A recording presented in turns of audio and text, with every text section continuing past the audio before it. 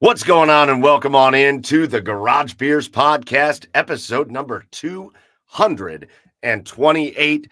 And we are here just the week before the Cleveland Browns, the NFL kicks off, and we have got a great show planned for you tonight. In just a bit, we're going to get to our special guest, Camryn Justice.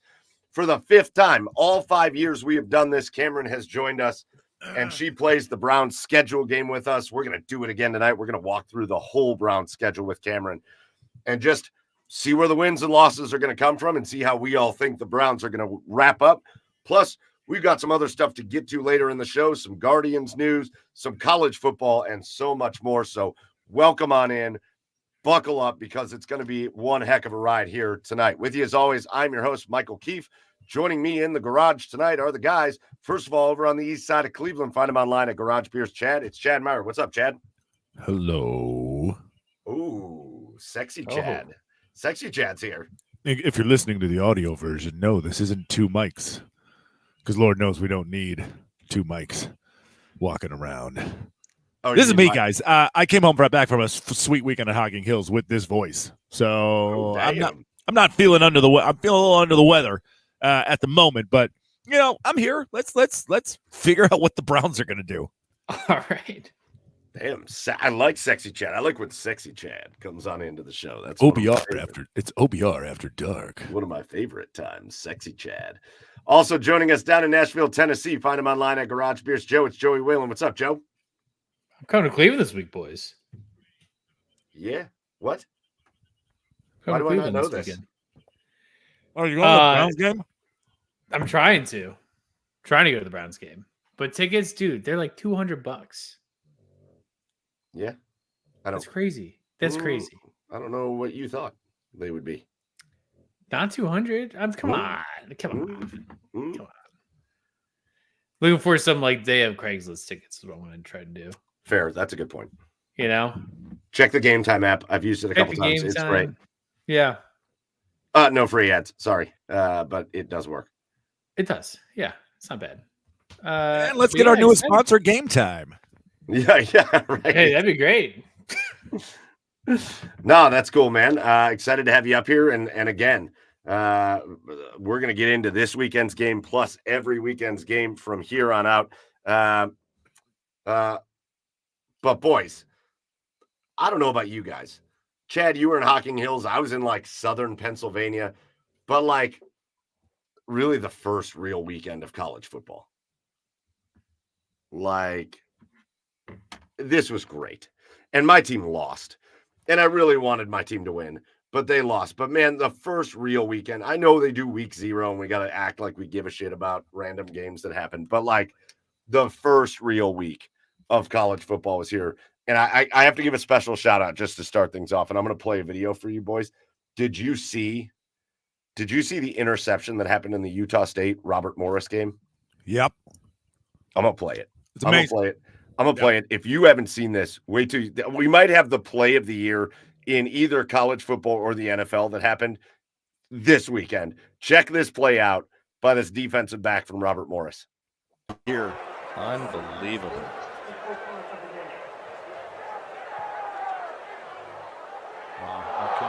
Wow. Yeah. That's the most that is that to me is wilder than like the Odell Beckham catch that everybody brings up all the time. Like college football is back. That was wild. It's back, and the only thing that even comes close to that, and it's not even that close, is that Travis Hunter touchdown catch that you see on the goal. Remember that? I mean, you couldn't. The North Dakota State kid literally did absolutely nothing wrong, and Travis Hunter just reaches his hands in front of him as he's falling away and just somehow pulls it down. Yeah, no, it's that play. It's that Travis Hunter catch. It's the USC LSU game. I just love college football so much. Your game, Mike. You know, your game. We'll talk about it if you want to. I love it. It's college football. It's so unpredictable. It's amazing. See Brian Kelly pound his fist after that game. Yeah, so douchebag. It's the fakest dude I've ever seen in my life. Just fake Brian Kelly. Yeah, I'm really mad now. Yeah. There's a lot of tapping on the table. Like when you have the audio behind it, it's not It's not pounding. It's just like a great. Whoa, take it easy. week. You're gonna scare children.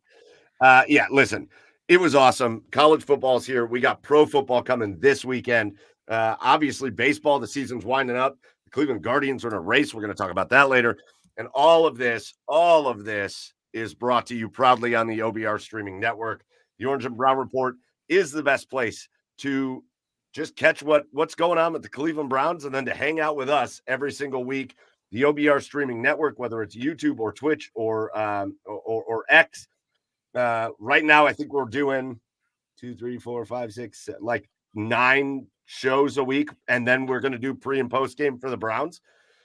We got all kinds of videos, content, all kinds of written content. So make sure you get over to the OBR.com, hit subscribe, and whether you're watching us on YouTube or Twitch or wherever tonight, make sure you hit the subscribe button.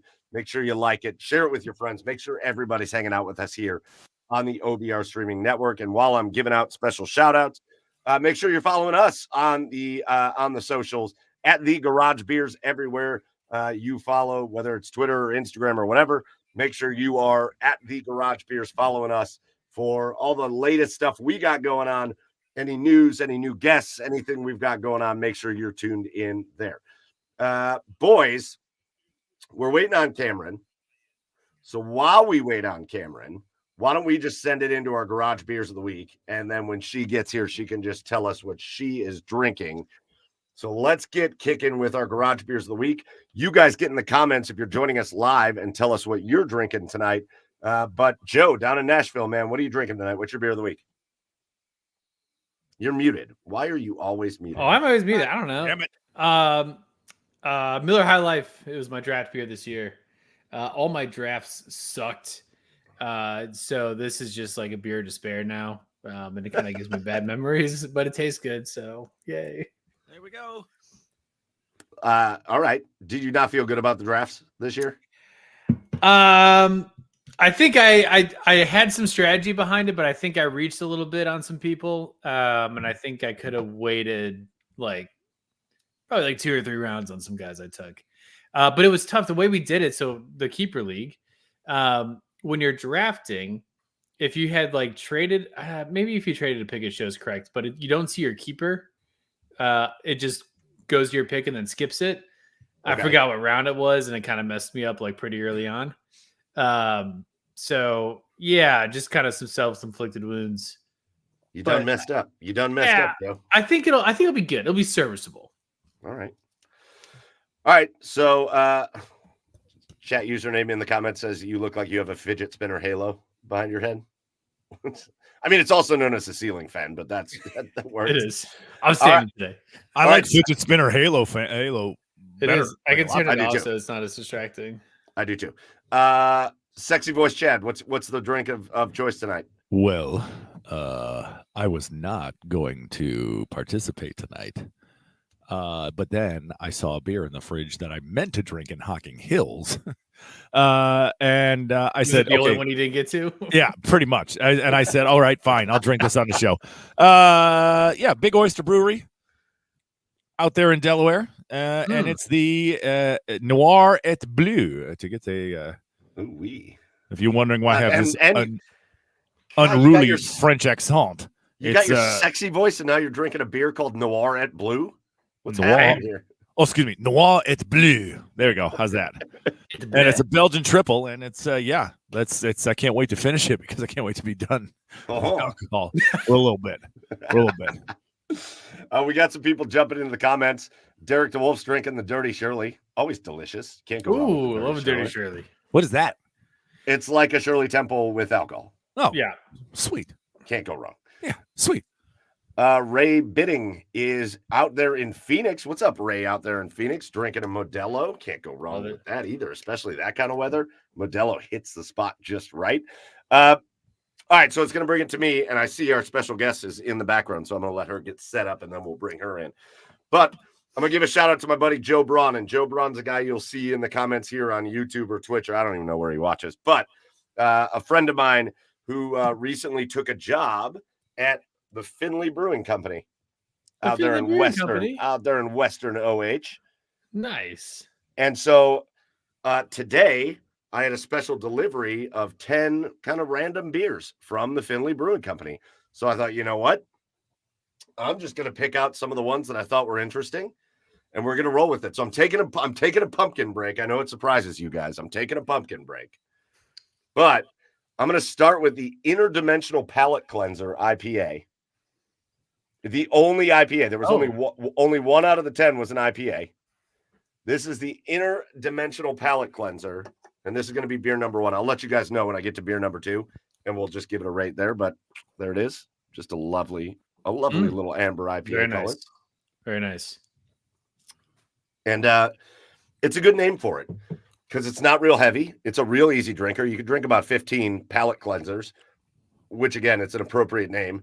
And, really good. So shout out to Joe Braun for the 10-pack of beers that I received today from Findlay Brewing Company. If you're ever out in that area, check out Joe. Check out Findlay Brewing Company. But those are our garage beers of the week. And now, I believe she's set up in the background here. And so we're going to bring in our special guest. It's time, ladies and gentlemen. It is time for the 5th year in a row, the 5th annual Garage Beers Brown Schedule Game. And there is nobody that we can do this with if it isn't our special guest. She has been with us from the beginning with the Brown Schedule Game, and she's joining us again tonight. You know her from Channel 5 WEWS here in Cleveland. You know her from kind of everywhere. Her social media is great. She keeps you up to date with everything going on with the Browns, and one of the best sources for Browns coverage, sports coverage in all of Cleveland. We're going to bring her in right now. It's Camryn Justice. Camryn, welcome back into the garage.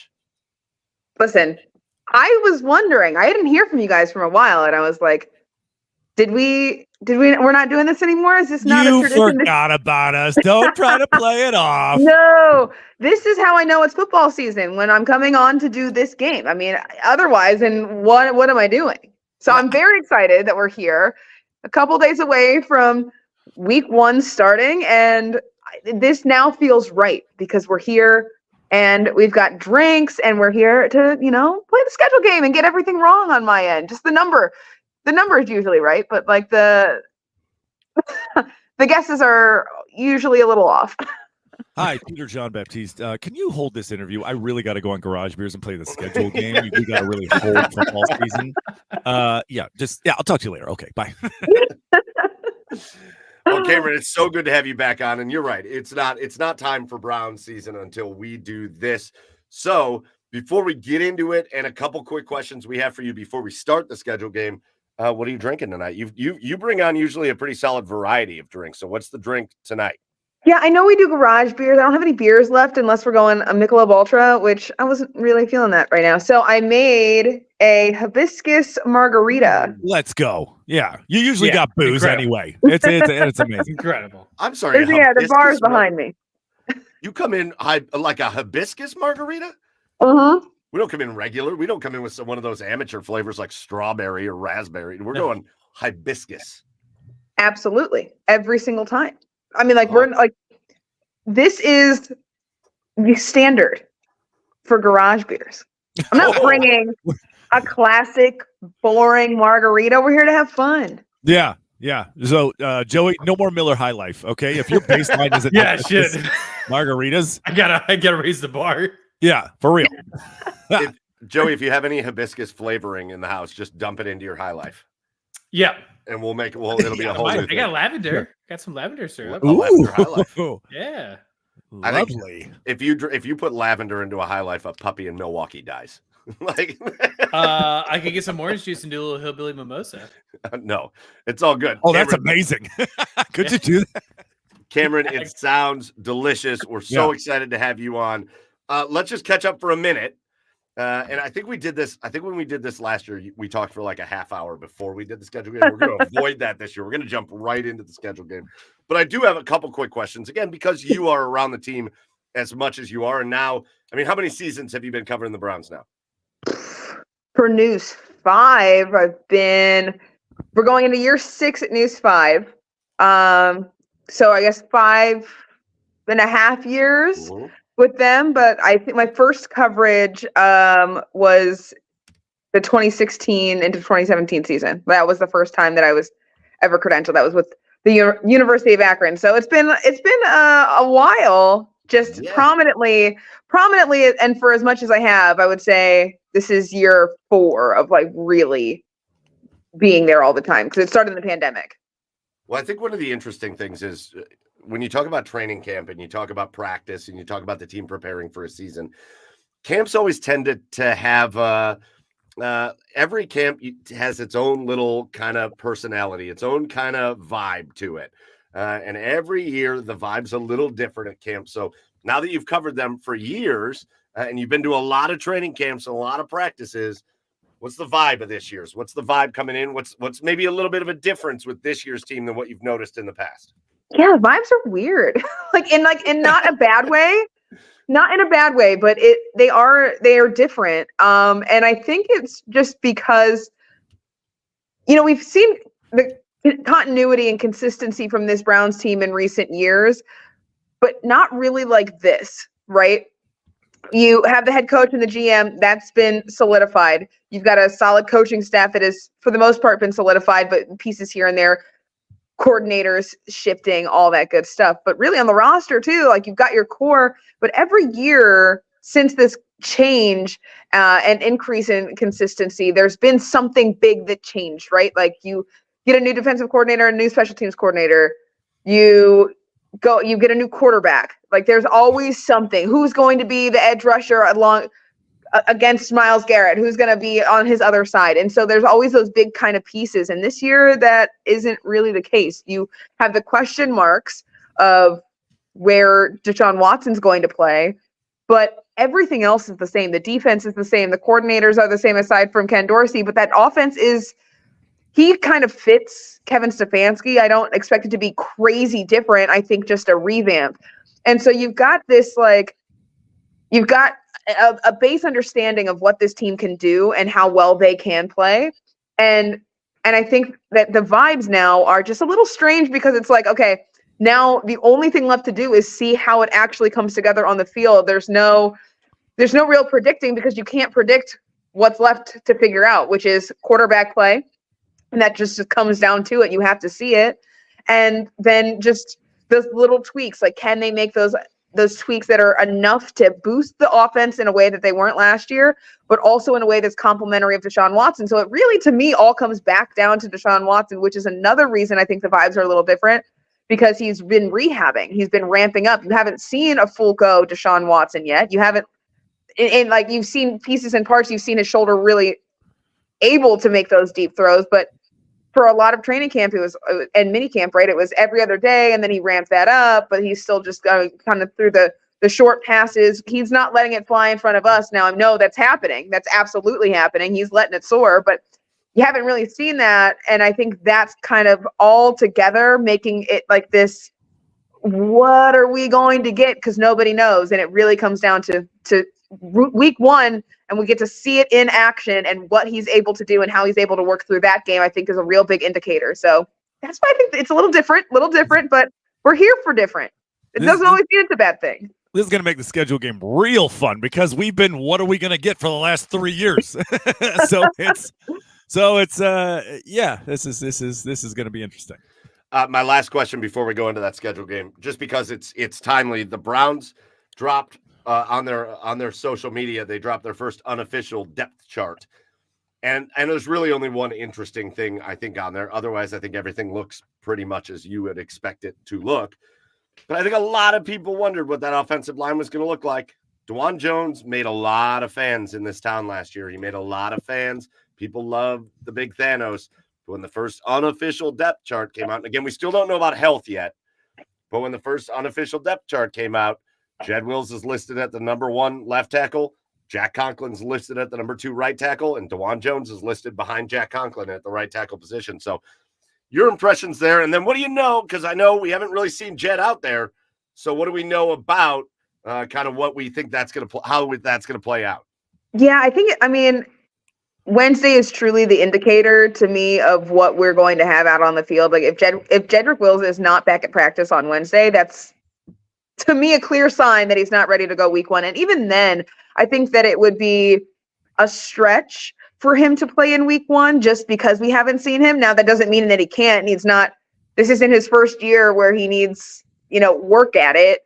I think getting the rust of not practicing for an entire year almost, like we're going on 10 months. Like it's been a long time since he's had any action out there. And so I think it would be maybe in my mind a stretch. Maybe the Browns feel a little bit more comfortable about it than I do, but I would be surprised if Jedrick Wills is ready for week 1. And I think that the Browns know that they have contingency plans in place, which include that depth chart not looking like that, right? I think Jack Conklin is a big part of the plan for left tackle, which then puts DeJuan Jones starting at right tackle. And even when Jedrick Wills comes back, I think DeJuan Jones really did prove himself, and that's not a kind of talent that you want that on the field. You can't teach size, and DeJuan Jones was on pace to have just an incredible rookie year. And I don't think that it's not a punishment, but I don't think you want to shy away from that. You want to lean into that. So even if Jack Conklin is listed on that unofficial depth chart as, that number 1 with DeJuan behind him, maybe that's the case for 1 game or 2 games. I think that what you could see is a matchup rotationally where it makes sense for DeJuan to play and it makes sense for Jack Conklin to play health-wise, how they're feeling. I think that you can have an offensive line rotation because they've done it already. It's not, in a lot of cases, you don't like to do that. You want consistency on the O-line because they are such a unit, but this unit has been so accustomed to having fill-in and plug-ins that I don't think that it would be weird. And I think that would be a good solution for them to keep DeJuan Jones active and on a roll, but also it gives Jack Conklin some rest. He's dealt with injuries for the past several seasons. And so to give him that workload off and to kind of pass it back and forth between him and DeJuan makes sense to me. And I think that would be a really good alternative. So the depth chart is there to kind of it's Jack Conklin is a veteran. DeJuan Jones is in year 2. So I think that's kind of where that plays out, but that doesn't necessarily dictate what we will see. And I'm curious to see how they do kind of spread the time between them if they choose to go rotation. I think it's a good option. I would go with it. I'm not the GM and I'm not the coach though, so we'll see. I trust you though, Camryn. I trust what you say. I'm going to follow along with what Cameron Justice says.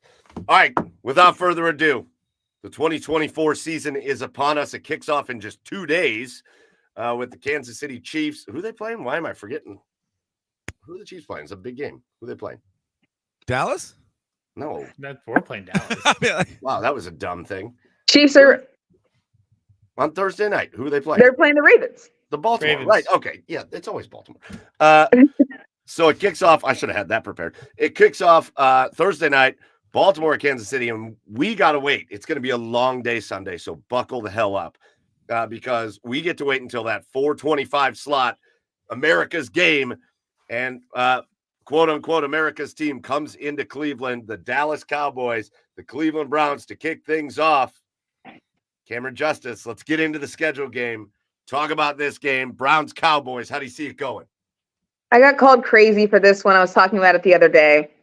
I could see it going both ways, to be honest. Like, Dallas is not going to be an easy team. A 4:25 game, first game. It's going to be a long day to get to it. And when it gets here, there's a lot of pressure. There's a lot of pressure riding on this game. It's the first game that we see Deshaun Watson since that injury. You got a new offense, some tweaks there, what we're looking forward to seeing. And I think that's a lot of pressure. So I could see it going both ways. But I do like the Browns in this one coming out the gates hot, mostly the defense. I think the defense knows what they have to do here. They know that the offense could be hit or miss, right? Like it might be a rocky start because they've got some things to figure out. So I think the defense just comes out full force. They've got something to prove. It wasn't a fluke. They're at home. They got to take full advantage. They know they can play well at home. And I think that this is really kind of maybe a defensive struggle for both teams, but I like the Browns defense to kind of one up them and it's going to be interesting. It's going to be a close one, but I'll take the Browns on this one. Week 1, home opener, season opening win. Let's go. Cameron starting us off hot. Joey. I'm also going to the Browns to win on this one. I agree, though. I think it's going to be a pretty big defensive battle, potentially a low-scoring game here. But we're going to take the Browns at home, week 1. Man, I like this. I like where we're going here, guys. I like where we're going. Chad. Oh, just wait. Dak's going to throw the ball 900 times. He's going to throw 8 picks, and the Browns win 20-17. Oh, God. He throws 8 picks, and we win 20-17. Yeah, it's just so wrong. Yep. Listen, I'm going to make it a clean sweep. I think the Browns, this is going to sound really weird, but I think the Browns are superior talent to the Dallas Cowboys. I think obviously an area of concern is quarterback. Dak Prescott, he's good. We hope Deshaun's going to be good. But when you look at the Cowboys, really good offensive line, but they are also starting 2 rookies in this game. CeeDee Lamb is elite, but who else? We're talking about Brandon Cooks, and then name another Cowboys wide receiver. Ezekiel Elliott is the starting running back. That's kind of crazy. Since his rookie season, his average yards per game has gone down every year. It's an incredible stat. It's hard to even do that. But Zeke, defensively, they're going to be good. Obviously, they're going to get after Deshaun Watson, and that's where you hope his mobility comes into play. But, let's not act like the loss of Deron Bland for the first month of the season isn't going to be tough for the Cowboys to overcome. The dude scored most of their touchdowns last year, led the league in pick sixes.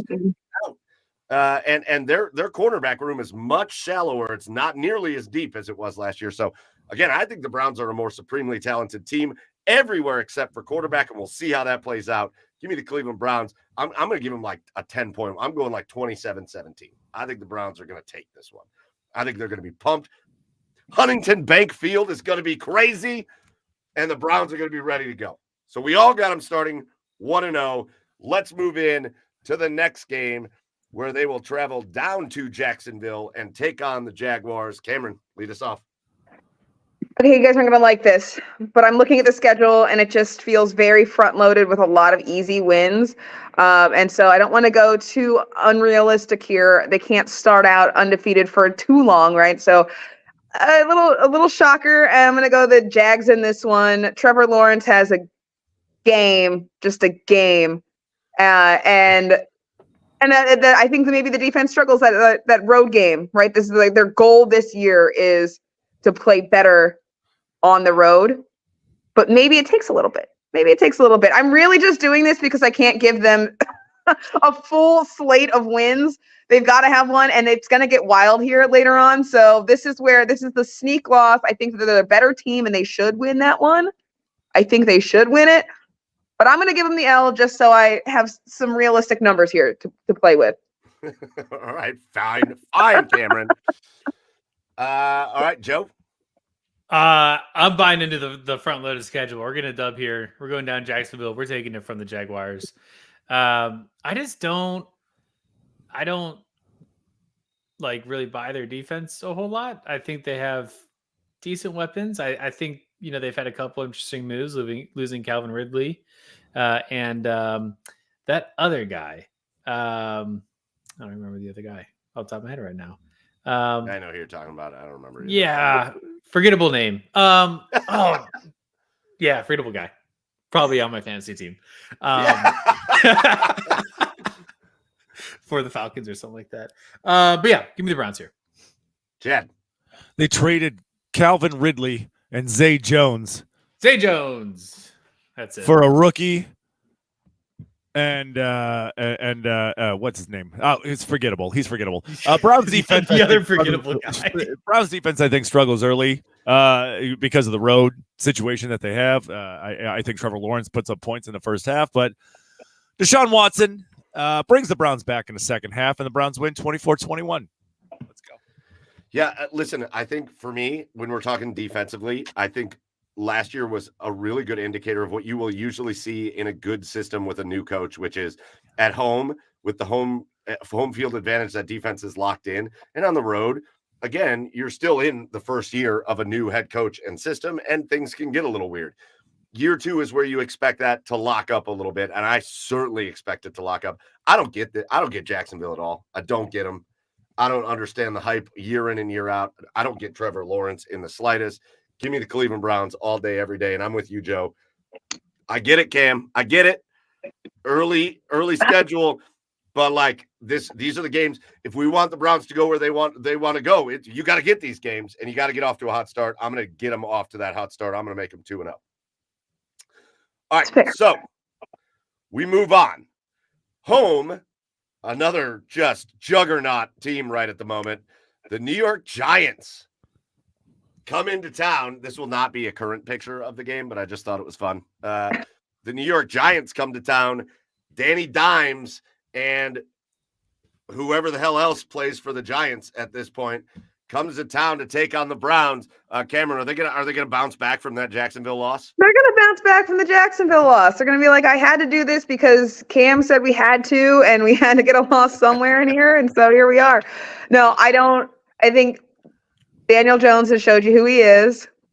I don't think that is a huge threat to this Browns defense. They should absolutely take care of him. And their big claim to fame right now this year, they're banking on is Malik Neighbors, right? And if he's going to be good, I don't know. Like, I don't know that he's got it in him to be the guy to take them anywhere in the realm of beating the Browns at home. I don't see it happening. And back at home in Cleveland, I think that this is going to feel like a confident win for them. They'll go in, take care of business. And, I think this is a game where the offense can start to shape things up, find their groove. 3 games in, you're going up against a team that you should kind of be able to navigate relatively easy through. I think this is where Deshaun Watson and the Browns offense could really start to hit a stride and to figure themselves out. So back in the win column in this week 3. All right, another win. Joe? Boys are starting 3-0. It's not much that scares me about the Giants. Even if the Browns aren't as good as they were last year, I feel like this should be a walk in the park kind of game, not a trap game because you got the Raiders the next week. So we're going to give them the win.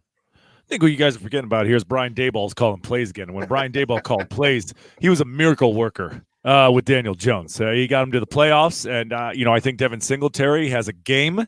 This game runs for probably 100+ yards, maybe a touchdown here. So give me the Browns 10-7. 3-0, baby. Let's go. Let's go. Oh, God, I forgot about Chad's score predictions. I'm giving this a Browns win, but I think this is going to be a game that frustrates. Like, I get what everybody's saying, but Daniel Jones is the kind of quarterback that can just make those stupid. He won't make any plays with his arms, but then it'll be 3rd and 17, and you're like, cool, we're forcing them into a punt. We're going to get good field position, and Daniel Jones drops back and he rolls around a minute, and next thing you know, he's 32 yards down the field. And I think there will be times where he maybe hits the Browns with a couple of those in this game. I don't think it's going to be particularly close, but I do think there's going to be moments of frustration in this game because he is obnoxious to play against, even though he's not very good. Give me the Browns by 2 scores still, but I think it could be a game where you kind of feel like a little bit of relief when we get done with it. That's kind of how I feel about this game. All right. So really quick, catching up. Camryn, the only person to give a loss so far. Camryn has got the Browns at 2-1. Chad, Joey, and I all have them at 3-0 through the Dallas, Jacksonville, New York Giants game. And that takes us out west. And we're going to head to Vegas. The Browns and the Raiders in Las Vegas. Camryn, how do you see this going against the Fighting Aiden O'Donnells? Oh, well, the fact that it's going against Aiden O'Donnell and you've got Minshew, Nathan Peterman was on the rock. It's just, if you think that the quarterback situation in Cleveland is messy, I think just feel good about it when you look at the Raiders. I think notoriously the Browns have for years kind of struggled at times playing in Vegas, no matter who was on the field. So I do think that plays into it, but this is a win. Offensive line gets tested by Max Crosby. Other than that, I mean, this should be a no-brainer win. This should be one of those ones where it's like, yeah, we're clearly the better team. This team is dysfunctional and in the midst of a ton of change. I cannot see the Browns losing this one. It's been a long time, though. It's been like a long time since the Browns beat the Raiders. So I think this is where they break that streak. It was like 2013, 14, something like that last time they won. So I think that ends this year and the Browns get the win. All right, so you got the Browns getting the win. Joey, Browns, Raiders. Yeah, I think the Browns' biggest tests this year are going to be against teams that have a really good defensive line, because I don't feel as confident about our offensive line as I have in years past. So I think the teams that are going to be the Browns are going to be the ones that really can disrupt that line.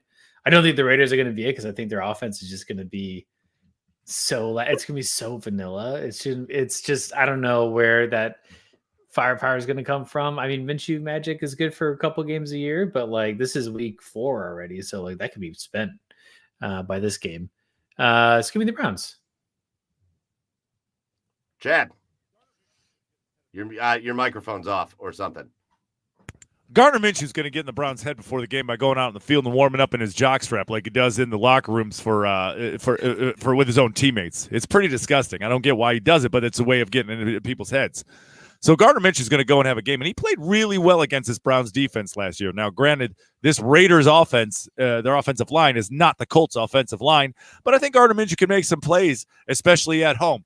Browns win 36-35. Let's go. Hey, let's go. I'm with you guys. I'm going to go another Browns win. Gardner Minshew showed you last year in Indianapolis that you let him get out and make. Again, you lose contain on Gardner Minshew. It's the same thing as Daniel Jones. You got 2 of these quarterbacks in a row if Minshew's the one that's playing for the Raiders. If Minshew gets out of the pocket and does things, he's disrupted, but you let him make plays in chaos, he's going to make plays in chaos. That's the way he plays. But if you contain Gardner Minshew and make him beat you from the pocket, he will never do it one time in the history of time. He will never beat you from the pocket. So for the Browns, get to him, but contain him. Hopefully that's a lesson learned if Minshew's the quarterback. Otherwise, though, don't let Devontae Adams have 200 yards receiving, and there's other guys on the team apparently. It's just not a very stacked roster out there in Vegas. Believe it or not, there are other guys on the team. Yeah, well, it remains to be seen. We'll have to see that when the season rolls around. All right. But I think it's a party for the Browns in Vegas. Go get a win and keep the win train going, especially this early time of the year. All right, so from Vegas, tough road trip. From Vegas, they come home for a little bit, but then all the way to the other side of the country, they go to Washington to play the Commanders, a rookie quarterback,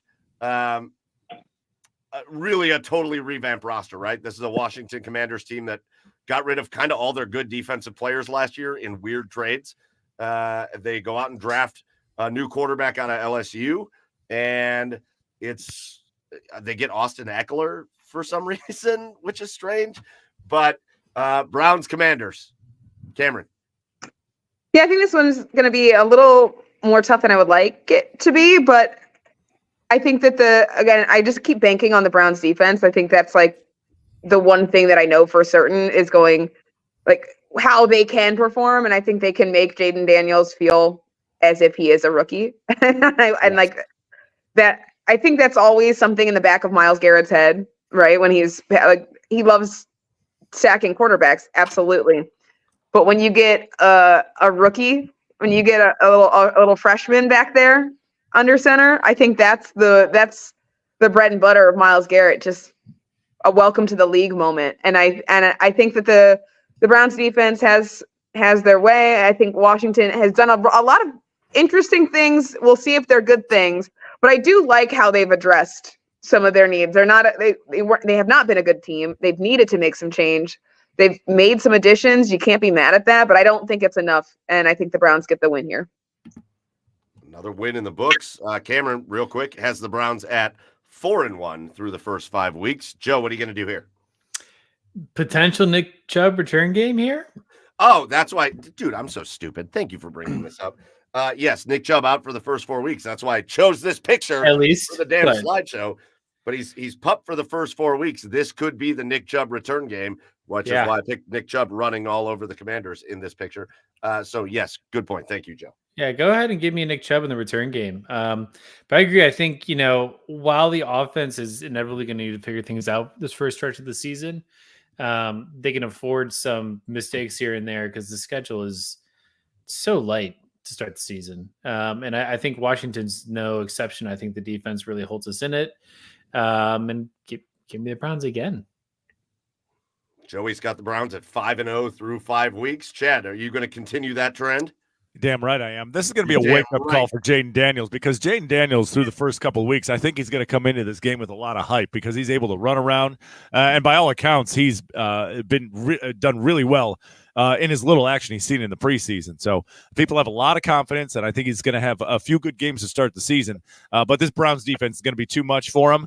And he might make some plays here, but I think he's going to get beat up all game. I think he's going to be scrambled. I think he's going to be rushed out of the pocket all game and going to get beat up a little bit here. And I think the Browns come out on top after this one.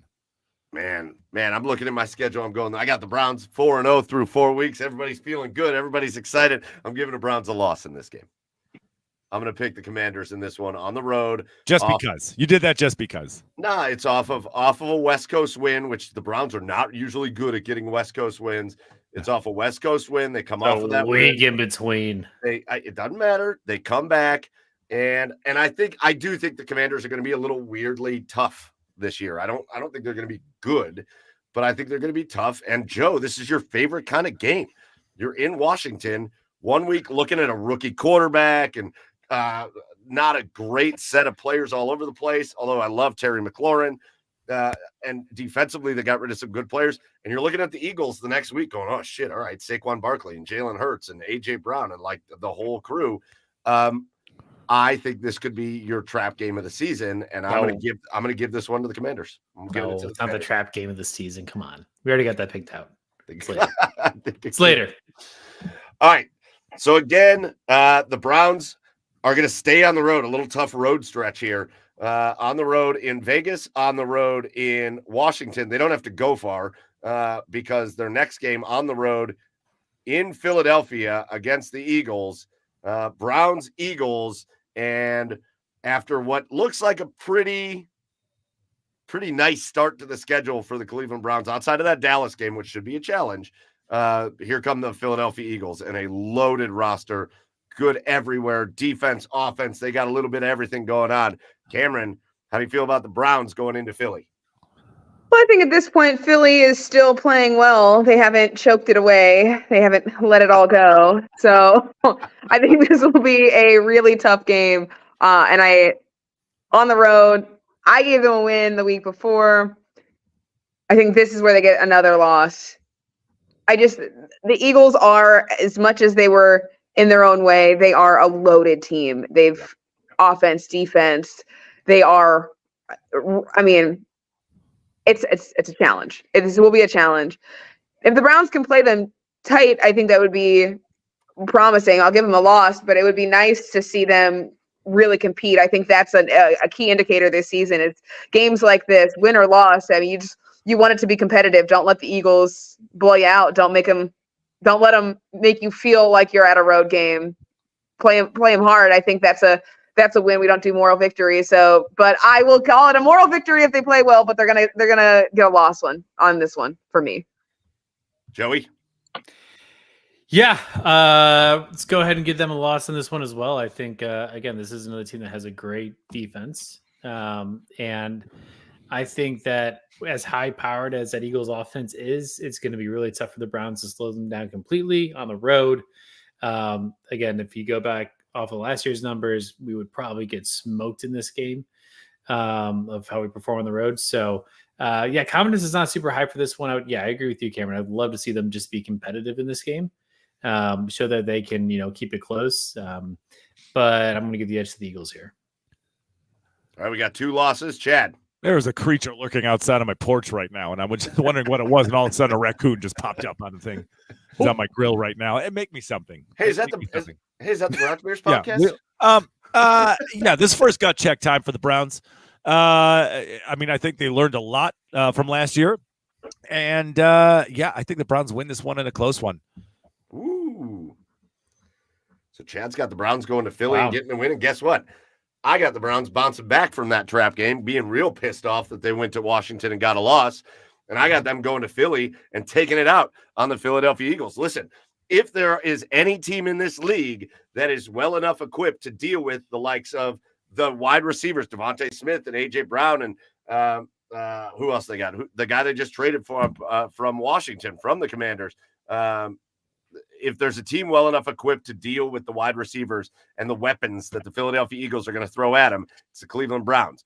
Saquon Barkley out of the backfield is certainly scary for the Philadelphia Eagles. Him and having to defend him and Jalen Hurts is scary. But you know what? I think the Browns are pissed off after a loss in Washington. I think they go get a win in Philadelphia. And I think this is like that.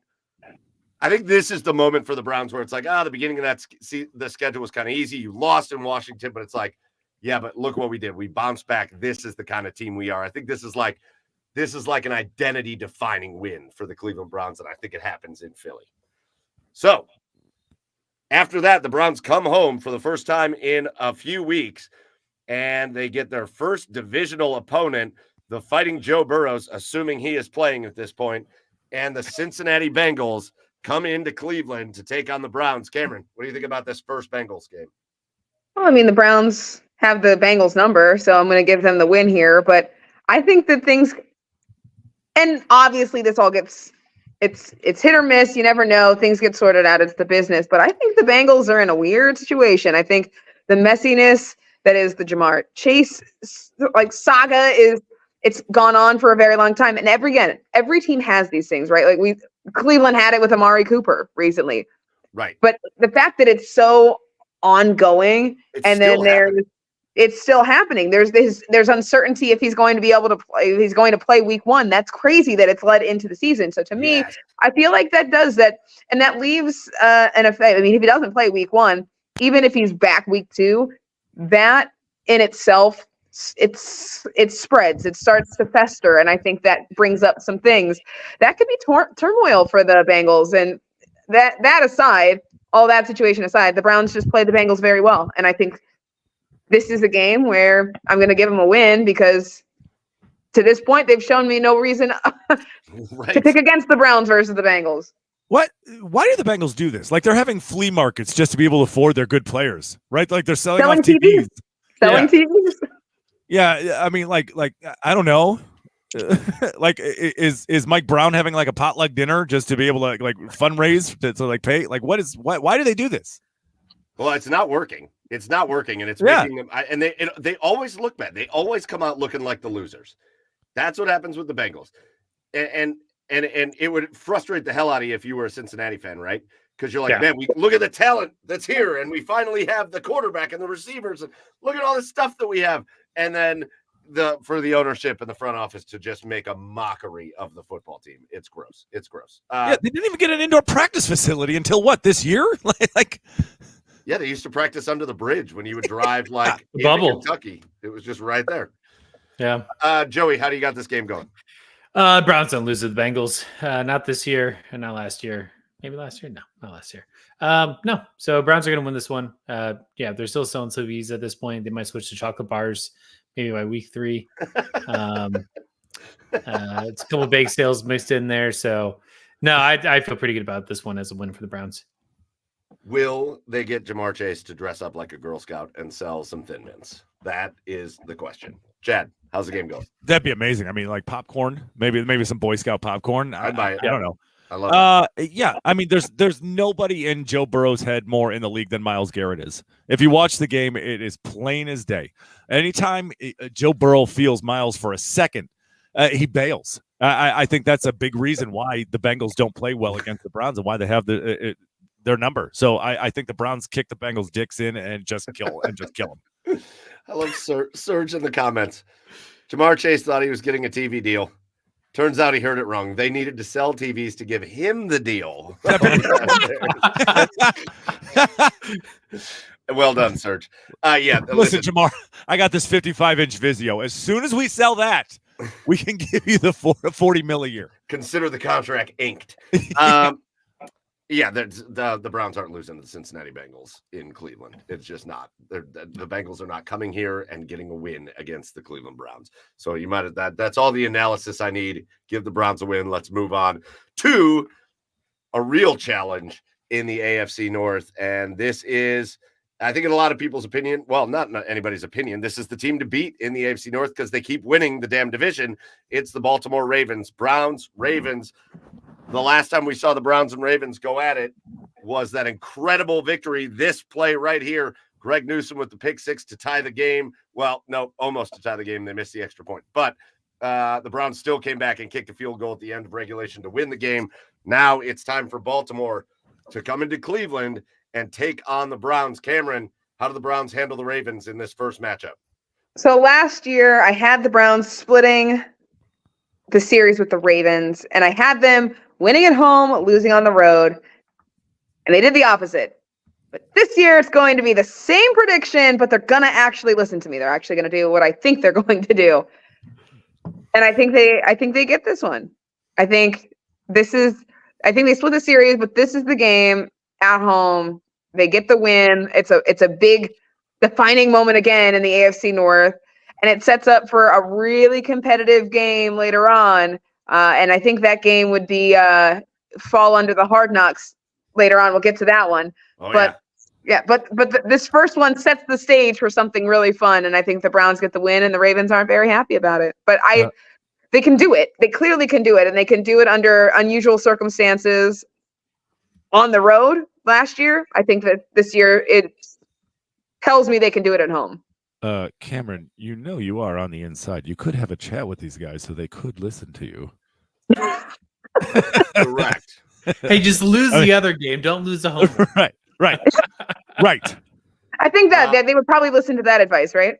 Yeah. Of course they would. Joey, how do you see this game going?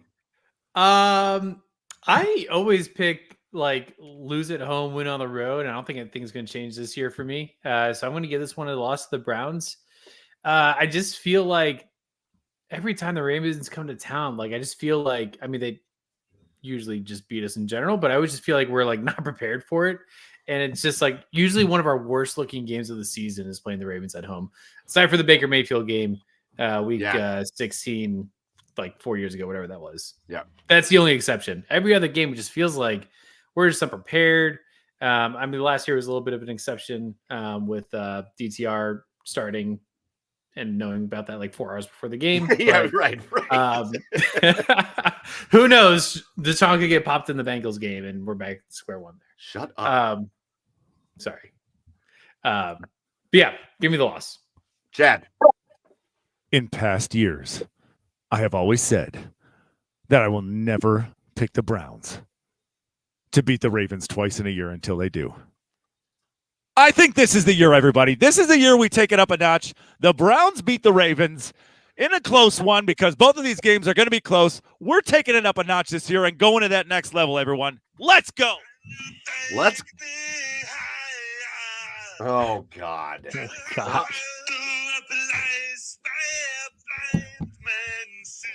Would you stop with the Arnold singing Creed song? Oh, man. Camryn, have you ever heard Arnold Schwarzenegger do Creed? Because you just did if you didn't. Was that what that was? That's exactly what that was. AI, but yeah. And Arnold, he also does Bone Thugs and Harmony, if you haven't checked it out as well. I hear a lot of Plankton AI. I haven't heard Arnold Schwarzenegger AI, so now I'm gonna have to search that. Yeah. That's got to be in my algorithm or something. Along the same lines. Yeah. I got a treat for you. When judgment comes for you, what you gonna do when it ain't nowhere to hide? It's beautiful. It's beautiful. You listen to that a lot. I can feel that. All right, stop it. You listen to that on your way to work. I know you do. God. That gets me pumped up for the day at 4 a.m. Yes, my friend Dan Wise, who you'll catch in the comments here every once in a while, just let me know that Wishbone lives right around here. And now all I'm going to do is walk around the neighborhood until I get to meet him. Just go yelling for Wishbone? Wishbone? That's all I'm going to do until I get to meet him. That's give me the loss. Give me the loss against Baltimore. My thing forever. Again, I don't care about the split or the win or loss. I think that this is a split series. These are the two best teams in the AFC North. I think it's you got to give them credit for what they are, which is just a really well put together football team. I just always think the Browns play them better at Baltimore. I even though they don't win a ton at Baltimore, I just think those games are more competitive in Baltimore than they are in Cleveland. So give me the loss against Baltimore here in Cleveland, which takes us to the Harbaugh game. And I will always just post this picture when it comes to a Chargers game. Dustin Hopkins missing the field goal. if you don't remember it, Dustin, not missing. This is Jamie. Sorry, block. This is Jamie Meter getting his big paw on a field goal to give the Browns a win against the Chargers. But Ashland boy, baby. Go where you. The new Harbaugh coach, the khakis are in LA now. Justin Herbert and a pretty decent roster there for the Chargers. Camryn, how do you think this game goes in Cleveland? Yeah, see, that was the last time the Browns beat the Chargers. Again, they don't play all the time, but this is the last time. And that was iconic, and that was huge.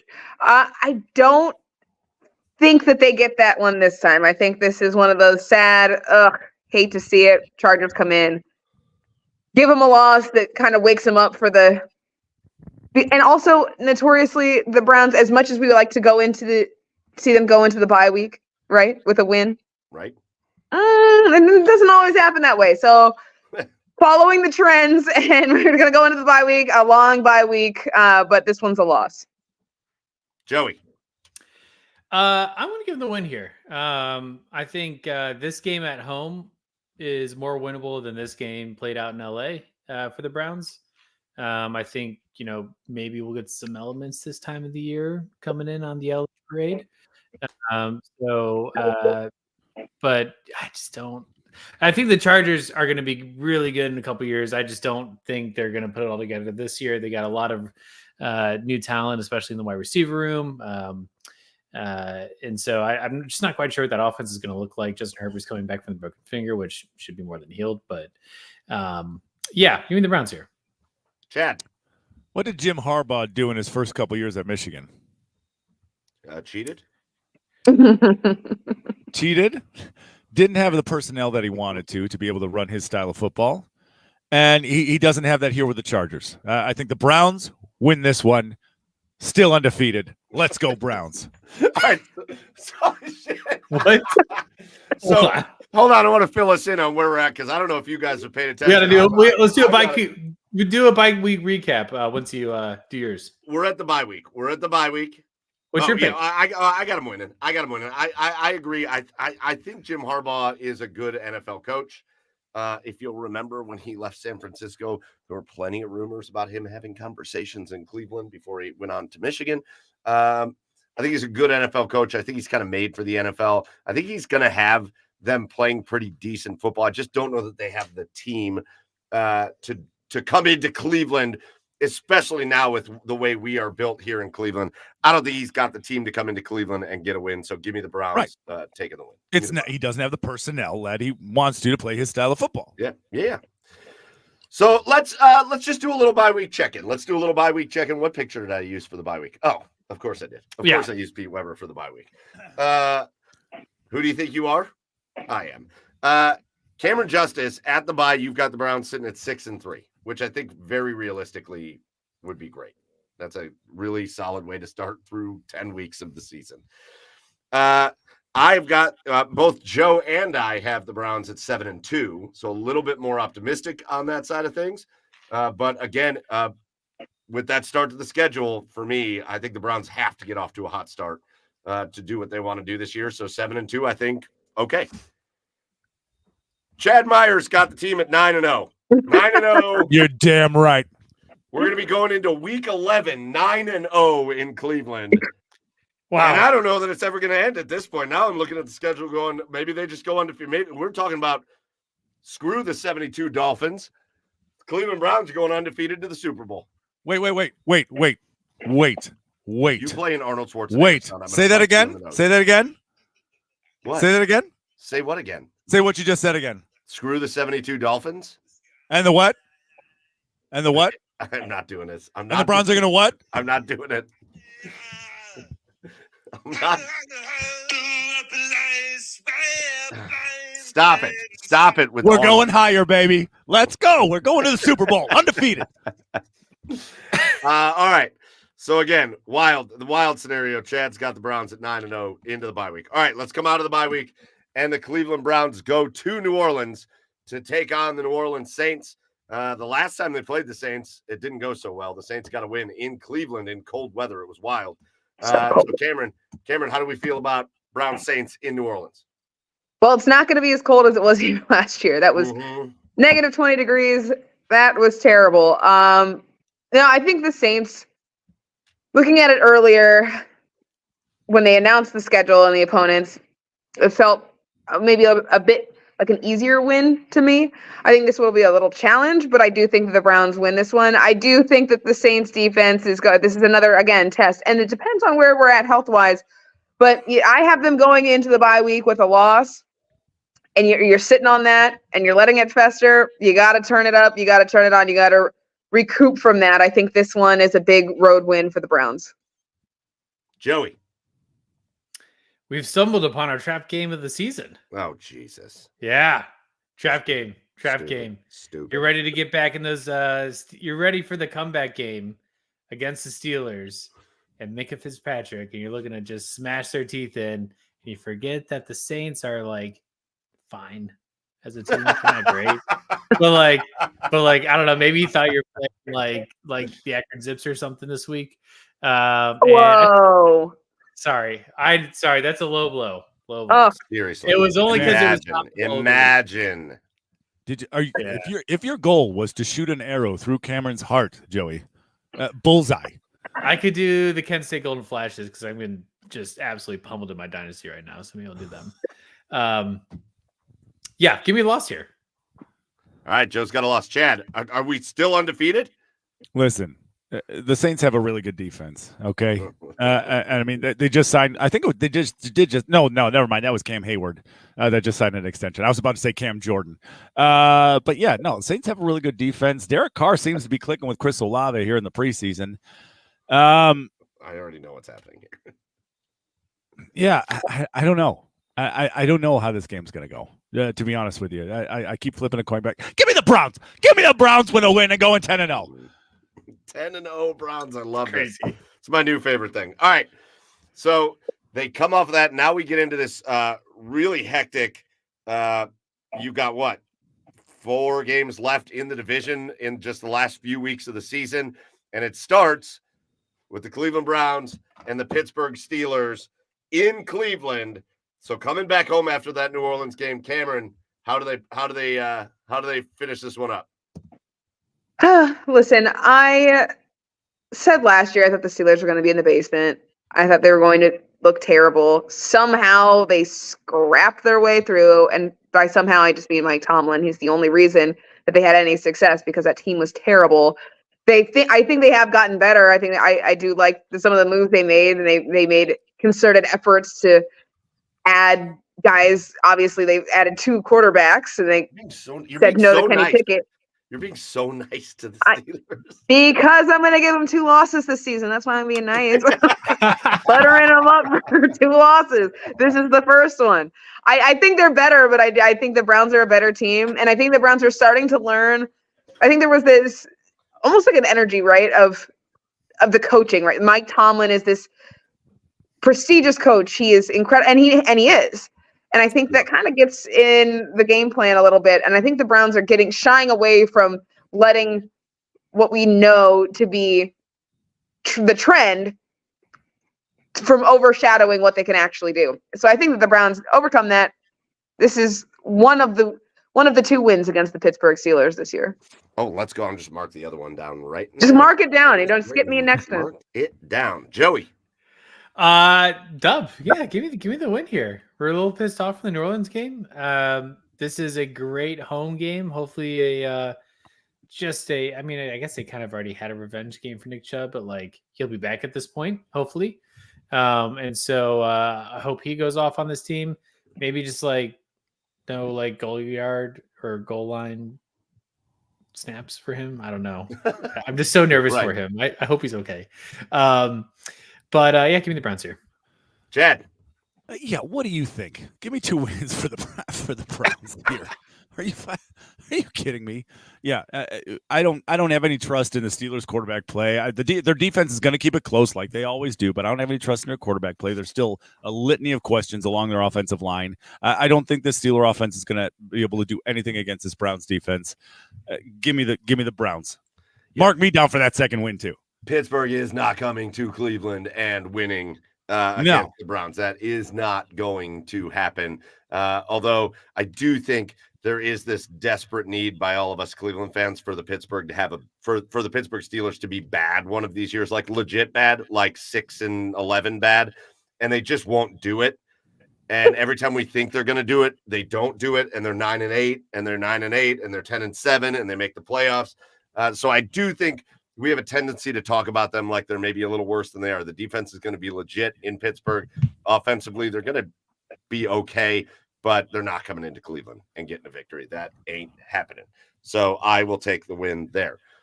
We already know what's going to happen in 2 weeks, so let's just move on to this middle game here, a game that sucked last year because it was Russell Wilson and the Denver Broncos against, at the time, DTR and the Cleveland Browns, and the Browns just couldn't put it together in that game.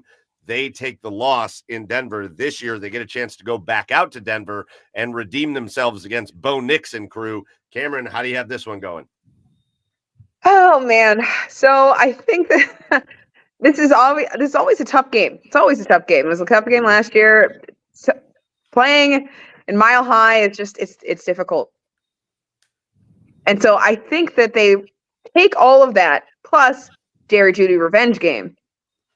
And I'm going to give him a win. This is the game. I think Jerry Jeudy shows up and he wants to prove to his former team what he can do with the opportunity presented it. I think that's the perception of him right now. And his time in Denver was they couldn't get the most out of him. He has a ceiling. He hasn't reached it because he just wasn't in a situation that was suited for him. I think this is the game where even if it is not necessarily defined where he is role-wise with the Browns, maybe it takes a little bit of time. We're deep in the schedule, so hopefully it doesn't take this long. Even if it is that, though, I think this is a game where he is ready to show why they lost a good receiver and what the Browns have gained. So give the Browns a win here. Joe. I agree. I think this is going to be a really tough game. It just always is when we're out in Denver and against the Broncos. And I don't know. I don't have a good feeling about it. So give me a loss here. Chad? Listen, we could very well have Jared Stidham or Zach freaking Wilson starting this game. Who knows the type of year Bo Nix is going to have? Yeah, Browns are going to win this game. Revenge game. All in all, just in all aspects of this, right? I mean, a lot of injuries, a lot of just funky plays happened in this game last year. Browns are going to win. Browns are coming in with a vengeance. I have to tell you, I think if I'm going to look back on my schedule game here, if I was being smarter, what I probably would say, because I'm going to give the Browns a loss here because I got to give them losses somewhere. If I was being smarter about my schedule game, I probably would give them a loss to Dallas or Jacksonville early. Because I would very much doubt. I know Bo Nix is looking really good and whatever, but I really doubt that rookie quarterback is going to take out the Cleveland Browns. I just don't think that is going to happen. So I'm going to give him a loss here, but I would probably transfer that loss to somewhere else in the season. But for the purpose of what I want the final schedule record to be, I'm going to give him a loss here. Listen, we already know what three of us are picking for this game. The Pittsburgh Steelers,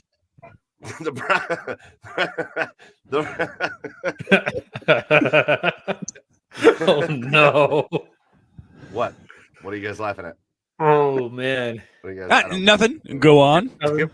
So we know Camryn, Chad, and I'll just throw my hat in there too. The Browns are not losing to Pittsburgh this year. So Camryn, Chad, and I are all giving the Browns a win in Pittsburgh for this one. Joe, though, you didn't give your answer to this one. What do you think is going to happen in this game? No, I'm going to give them a loss here. I don't think we sweep the Steelers this year. They have gotten better, and they have Mike Tomlin as a fantastic coach. I think that one of these games of the Steelers we're going to drop to them, and I think it's going to be the one away for this year. All right.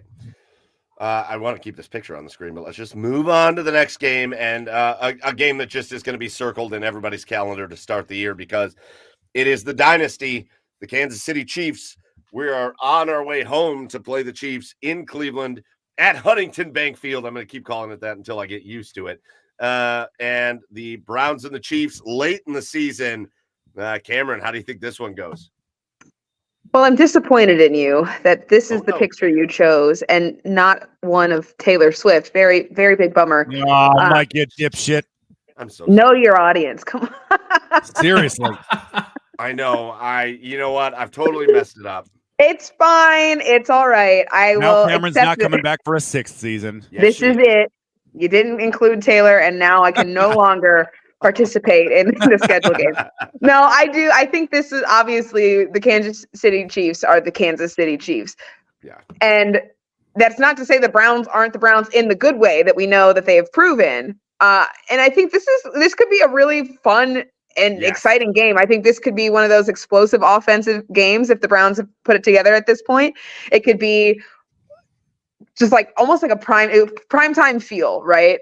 Even if it's 1 o'clock game, I feel like it's going to feel like a primetime game. So I'm going to give the Kansas City Chiefs this win. But again, it's almost like that Eagles game where a really tough opponent, even more difficult to beat than the Eagles. And so if they play them well, I'll take the moral victory all day. But realistically, the Kansas City Chiefs are reigning Super Bowl champs, and so I got to give them the win. And that's the only reason. I think the Browns have every opportunity to beat them, and they've got the roster that could do it. It's just I'm trying to be using this and not the heart, you know? I get it. Joey. Yeah, I'm also going to give this game to the Chiefs. It's like the old Tom Brady Patriots teams where it's just like December rolls around and like that team doesn't lose, and I kind of feel like the Chiefs are in that same tier. Obviously, they're in that same tier and caliber of a dynasty. But I think it's going to be a shootout. I'd love for this to just be a fun, high-scoring offensive game. But I'll give a slight edge to the Chiefs. Chad. Oh, man. It's going to be the most entertaining game of the season, I think. I think it's going to be a back-and-forth, high-scoring game. Browns are going to win 46-42. Oh, damn. I love what Chad's doing here. I'm giving the Browns a loss.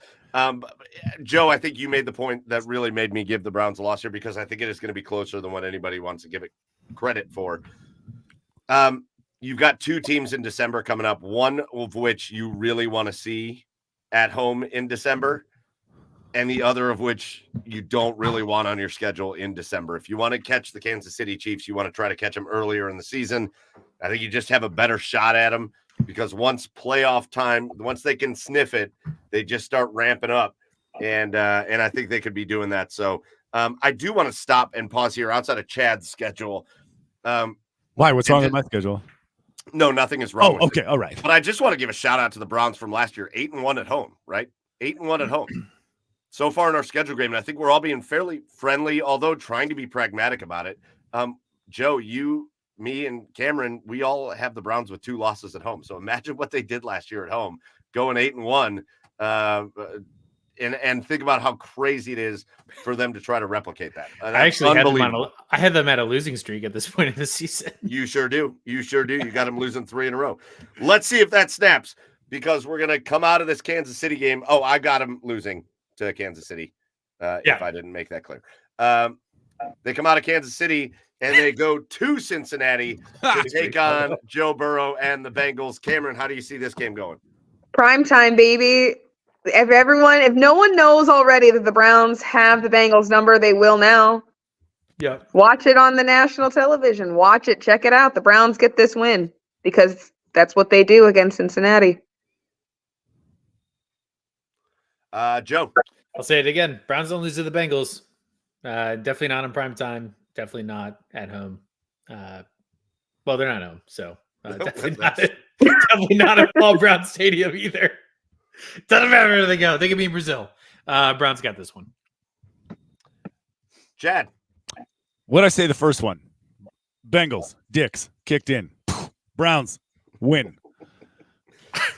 You guys are really selling me, but I'm going to keep it with a Browns loss. Again, I just think the Bengals are – you have to give a little respect to the Bengals. And hopefully at this point at this point of their season – no, you know what? No, wrong. I'm sorry. I'm going to take that back. You don't have to give jack shit respect to the Bengals.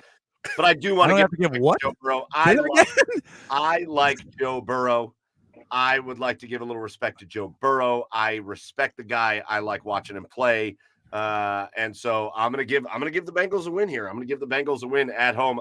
And this is the only time this season I've got the Browns losing back-to-back games against the Chiefs and the Bengals before we get into the last 2 weeks of the season. So I'm going to give them a loss on this one. which takes us to the other team. And this is the one you do want to see in the cold in Cleveland in December.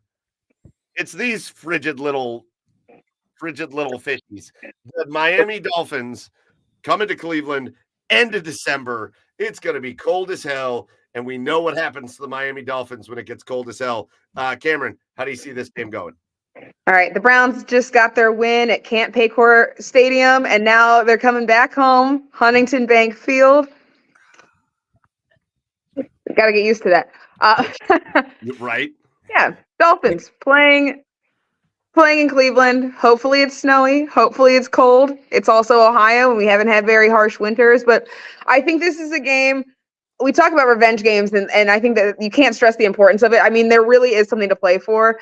And I think defensively, Anthony Walker was such a big leader on the Browns. And so for him to be back home in Miami playing with the Dolphins, I think him coming back here, the Browns are going to want to little friendly fire, but it is against an opponent. I think the defense shows up and kind of rubs it in his face.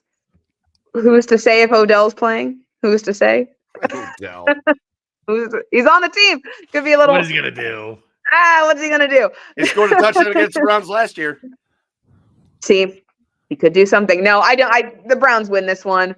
One of the last games, hopefully, that we have weather on our side, and it's not just a neutral ground. Yeah. Well, at least it'll be that way for a few years, but yeah. Yes, but I don't want cold games all the time. just this 100%. Joey. Yeah, I'm gonna give the Browns a win here too. I just man, the Dolphins were just like a really hot team, a lot of points last season. But I don't know if they got better as a team. And I think maybe that affords especially this late in the season, to have a pretty good book on how they're going to run things and be prepared for them. And I like the weather element for the Browns here, so I'll take them getting the win. Chad. I haven't had a chance to look today. How's the reaction been on Huntington Bank Field? I think pretty mild. I don't think anybody really cares, to be honest. Yeah, I don't know. I was going to say they could call it the tub of shit for all I care. Like just win. Who cares? Just win. That's right. And they win this one. Are you kidding me? Dude Wipes Stadium at one point. It's probably that'd be sweet. We all thought it was going to be the Browns Bowl at Dude Wipe Stadium. I thought it was perfect. I thought it was so good. I don't know why they didn't do it. Yeah, I mean, I don't have any other anything really to add. I mean, anything that we haven't said already. I mean, the Dolphins historically are terrible in cold weather, and this is Cleveland in December. The Browns are going to win. Come on, stay undefeated. There is no way that the Miami Dolphins are coming up here and getting a win. That's just not going to happen. They can't play their brand of football up here. They're going to get pushed around. They're going to be uncomfortable, and the Browns are going to take care of business against the Miami Dolphins, which leads us into the last week of the season. And the last week of the season is the Baltimore Ravens and the Cleveland Browns in Baltimore. And this game could mean a lot for playoff seeding, for divisional championships. There's a lot that could be at play at this game. So, Camryn, why don't you take the lead? How are the Browns going to finish their season in Baltimore? It's not going to be fun. I don't think they win this one, but only because I have them losing or winning. So it could be flipped. If they flip it, that'd be very fun. You go out on a high note. I think you might end on a low note. I think that it doesn't indicate anything to me whether or not they make. I don't think the season rides on this game. I think some of the standings, right? Some of the implications could rely on who plays, but I think they lose this one. And if there is something riding wherever you're at, if you're whatever seating you're looking at, maybe that changes things and you're looking at this game, then you're looking and you're scoreboard watching. I think Cleveland might be scoreboard watching at this point because they get the loss to the Ravens. Last loss of the season. But it's going to be fine because they'll win a playoff game. Let's go. All right, Joe. I know I said they're going to split the Ravens, but no, I think they lose this game as well. I think even if it's 4-something, I don't know. It's not because of Derrick Henry or anything they've gotten on the offensive side. I don't know if we're going to show up against the Ravens this year. I don't know. Just gut feeling. Nothing to go on that, but that's how I feel. All right. Chad? Or do they complete the undefeated season? Even though the Browns have already clinched home field advantage throughout the playoffs, in my scheduled game, the Browns are still playing their starters because they want to beat the Ravens so badly. They want to beat the Ravens twice in a season for the first time in I don't even know how long. Browns are going to win in Baltimore in a tight one, 17-0. Let's go. I said it to start, so 17-0 for Chad.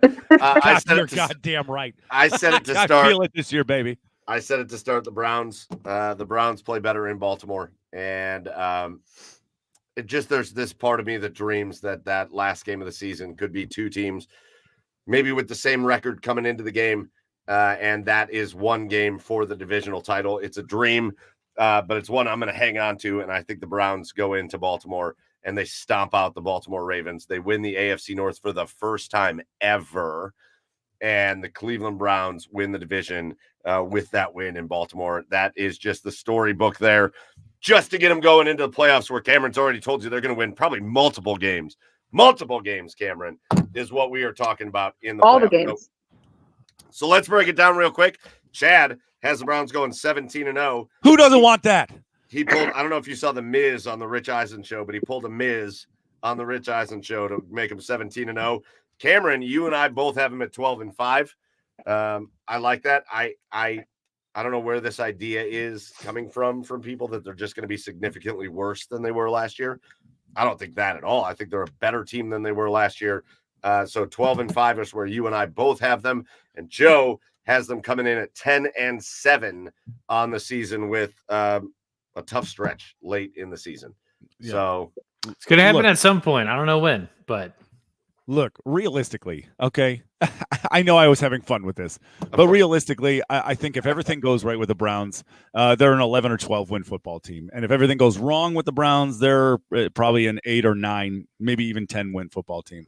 And the reason why I did that, and the reason why I had fun with it, yeah, that's awesome, Serge. Serge says if Chad's predictions are right, I might die of alcohol poisoning. And the reason why I just had some fun with this tonight is because honestly, guys, and this is me personally. I know you'll disagree with it, Mike, but I don't have enough confidence in our quarterback right now. I don't have enough of a body of work with Deshaun Watson to really believe one way or the other where he's going to take this team this season. So I don't know. And for that, and that's why I had a lot of fun with this. But but looking at the big picture, the entire roster, I think if he's able to be 80-90% of what he was in Houston, or if he's able to stay healthy all season, he can be. This team can be 11 or 12 wins. If he struggles, but still stays healthy, I think they can be an 8, 9, 10 win football team. I don't think this is 9 or 10 win football team. I don't think this is a below 500 football team, whether he plays or not. I don't have enough confidence from everything I've seen with him in a Browns uniform now, because he's the cog in this whole thing. They're going to go as far or as short as he takes them. I don't have the confidence in him to feel one way or the other where this Browns team is going to go. I get it. That's kind of my thinking too, and I think. You got a defense that can take you to the Super Bowl, but you have a lot of questions on offense. Deshaun's obviously a big one, but also less fun to talk about. Like, you have Nick Chubb coming back from a very, very intense injury, and I don't think that it'd be right to expect for him to be, Pro Bowl caliber coming right back from this. Obviously, we hope that he is, and he is the Nick Chubb that we've had for the past several years in town. But realistically, a lot of players coming back from that type of injury need like a full year after coming back to really get back to form. So running game has me a little nervous this year. And Deshaun obviously has me nervous this year. But that defense looks good. So Camryn, you've heard the two of them tell you why they're maybe a little skeptical on certain areas, and it all comes down to Deshaun, and of course it's going to. Why should we be optimistic, Camryn? I'm going to give you the last word. I'm going to give you the last word before we let you get out of here for the night. Why should we be optimistic that these 12-5s or 17-0s even are going to be the direction the Cleveland Browns go this year? I think there's a couple things. First of all, the defense. I said it in every pick. I think the defense is the catalyst of success in Cleveland and with this team. And the defense is the same as it was last year, but maybe even better. Yes. You have a healthy Juan Thornhill, and I think that one's huge. You've got guys who are looking to really show up in their roles. That cornerback room just, to me, is huge. And then you've got guys waiting in the wings like Cam Mitchell in that room, and these rookies like Miles Harden. And so that defense has just gotten better. And to me, it's year 2 under Jim Schwartz, and you've just gotten better on the roster. That should make you excited. That should give you some confidence. And then offensively, we don't know. Again, I can't sit here and tell you what Deshaun Watson's going to do because that is the big question mark. But I can tell you that he's healthy. I can tell you that his shoulder is fine. And I can tell you that the Browns have made moves in order to address the confidence and the mental side of the game too, and that is in Jameis Winston. And Jameis Winston being on this roster should give you a little bit of confidence that Deshaun Watson can get over that hurdle and hopefully become the guy that he is supposed to be in Cleveland. I think that is the biggest move, and it's talked about, but I don't know how much it's talked about. I think that will be the game changer for him, is having a guy like Jameis Winston who can center him, ground him, and help him get back and focused. And it's not just about the shoulder anymore, because physically he's fine. Mentally, he needs to be in a place where he can make a couple mistakes and bounce back from it, not try to play hero ball, not make bad choices, and just play the football that he knows how to do. And Jameis Winston is a guy that's in that room with him. He is on the field with him all the time, talking to him, and he's got a very similar background as him, and I think can really help him get to that point. And my last point, the run game, because Joe, you mentioned that you were a little bit worried about it. Aren't we all? With no Nick Chubb, how can you not be worried about it? I think Jerome Ford really did hold his own. Pierre Strong did well as well. I mean, like being asked to do so much, but I do like the additions. I think Deontay Foreman is a really strong addition. I really have liked what I've seen from him in training camp. His ability he was the only running back. Jerome Ford is good. Pierre Strong is good. Deontay Foreman was the only running back in the joint practices against the Vikings that had an explosive run that was able to find the end zone. He is a guy that could maybe get you to that next level. And if Naheem Hines can get back too, I think he's an underrated piece to this puzzle offensively. And so there are so many things to be optimistic about. Obviously, it has to show up on the field, but it is not all doom and gloom on the offense, even though there's a lot of question marks. There are some really good parts and pieces that they've put together, and I'm really excited to see how it comes together. And I'm optimistic, but I'm a silver linings girl, so I'm always optimistic. But I truly am. I really think that they could do something special if all these pieces play the way that they look like they could. There isn't one area of this roster that should have you feeling doom and gloom except for one. Otherwise, the wide receivers are great. Even the running backs without Chubb. Again, Deontay Foreman's a great addition. It's like the wrapped up version of Kareem Hunt from what Kareem Hunt was. It's a guy that can get you big explosive runs. That is an incredible add. The offensive line is going to be good again. The defense is going to be spectacular again. The coaching staff is incredible. They've got everything in place. Number 4 has got to come out and play. That's it. That's the story. That's the end of it. And for all the people who are being a little bit overly doom and gloomy about number 4, just remember what the Browns' record was when he started for them last year. Because even though you might not think he played spectacularly in all of those games, remember what the Browns' record was when he played in those games last year. They were really good with him as the starting quarterback. And I would anticipate seeing that again. I'm so excited about it. Shannon Sharp predicted the Browns go to the AFC Championship game. Hell yes. You know what I'll do if that happens? Oh, no. Don't say you're going to eat some poop because that guy. With somebody. I want to feel the heat with somebody. God damn it. Yeah. What'd I do? Stop it. Why do you have all those loaded up? All right, Camryn Justice. Listen. Camryn's going to be covering the Browns all season long. Camryn does an incredible job for Channel 5 WEWS here in Cleveland. And again, we always just feel lucky to call you a friend and do this with you every single year. Hopefully our predictions are correct. Oh, you're muted. Yeah. Nope. Hey, your mic got unplugged. You went away. You're doing a little Brian Kelly slapping the table. Yeah, it sure did. Oh, yep.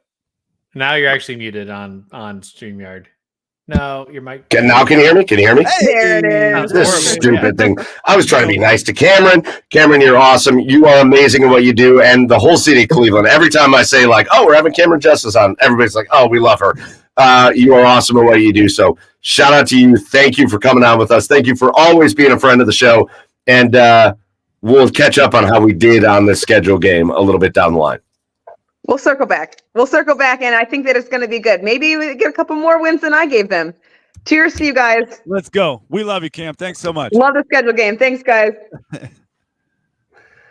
That's Camryn Justice from Channel 5 here in Cleveland. She's the best. I love that she does this with us and hangs out with us. And again, nobody...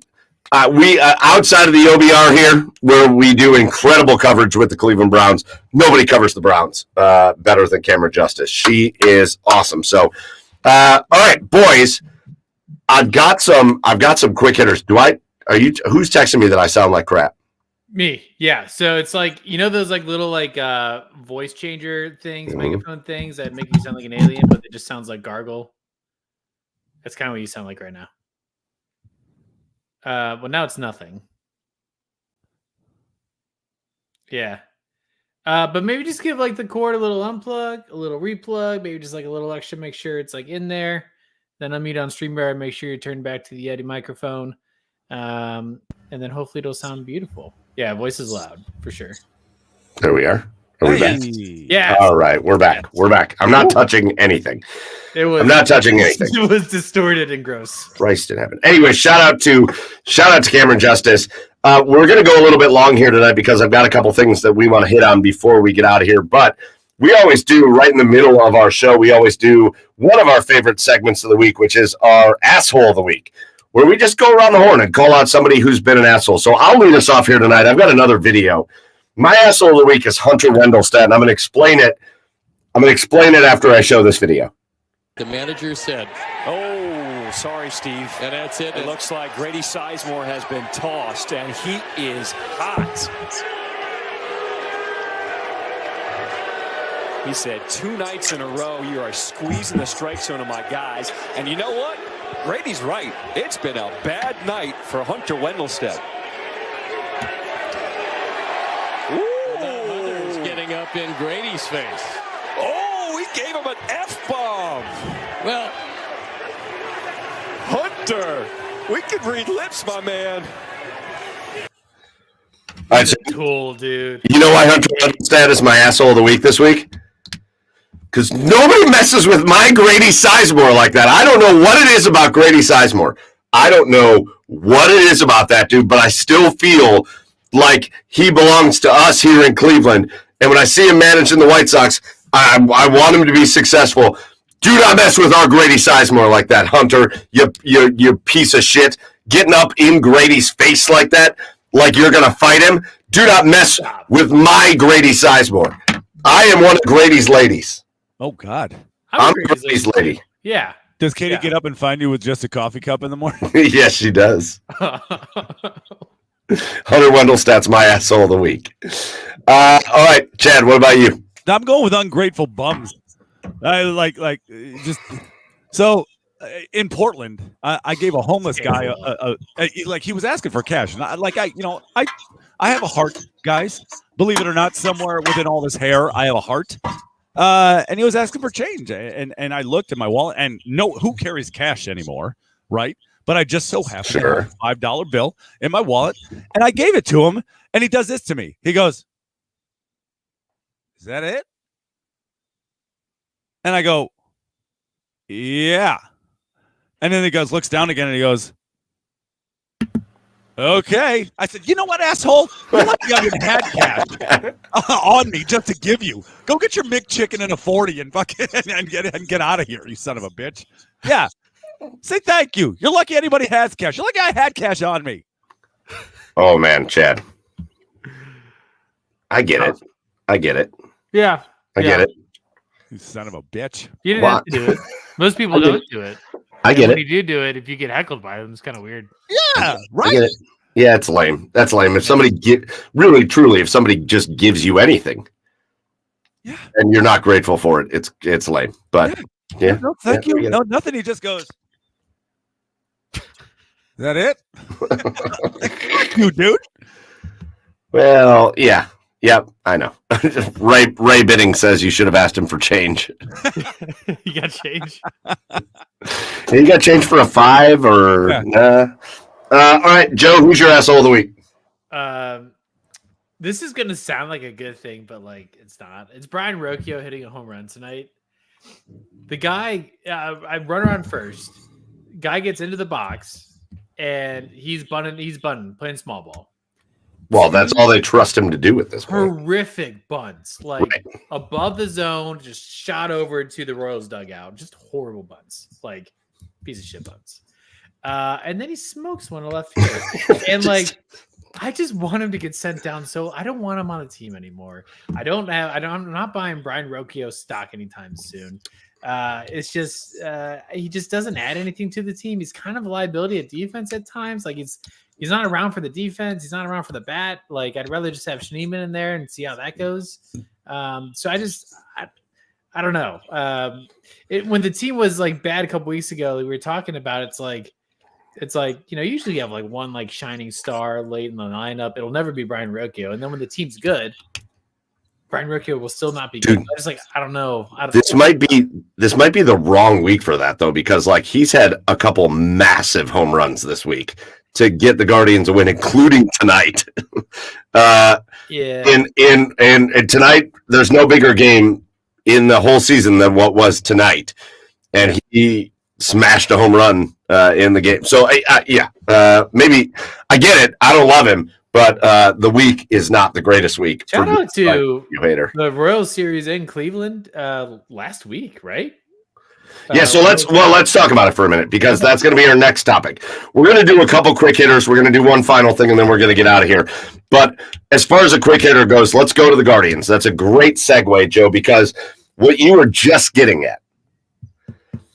The Guardians of the Royals last week played a 4-game series in Cleveland. The Royals won the first 3 games of that. And at the end of that night, the Royals were tied with the Guardians for the top seed for the AL Central lead.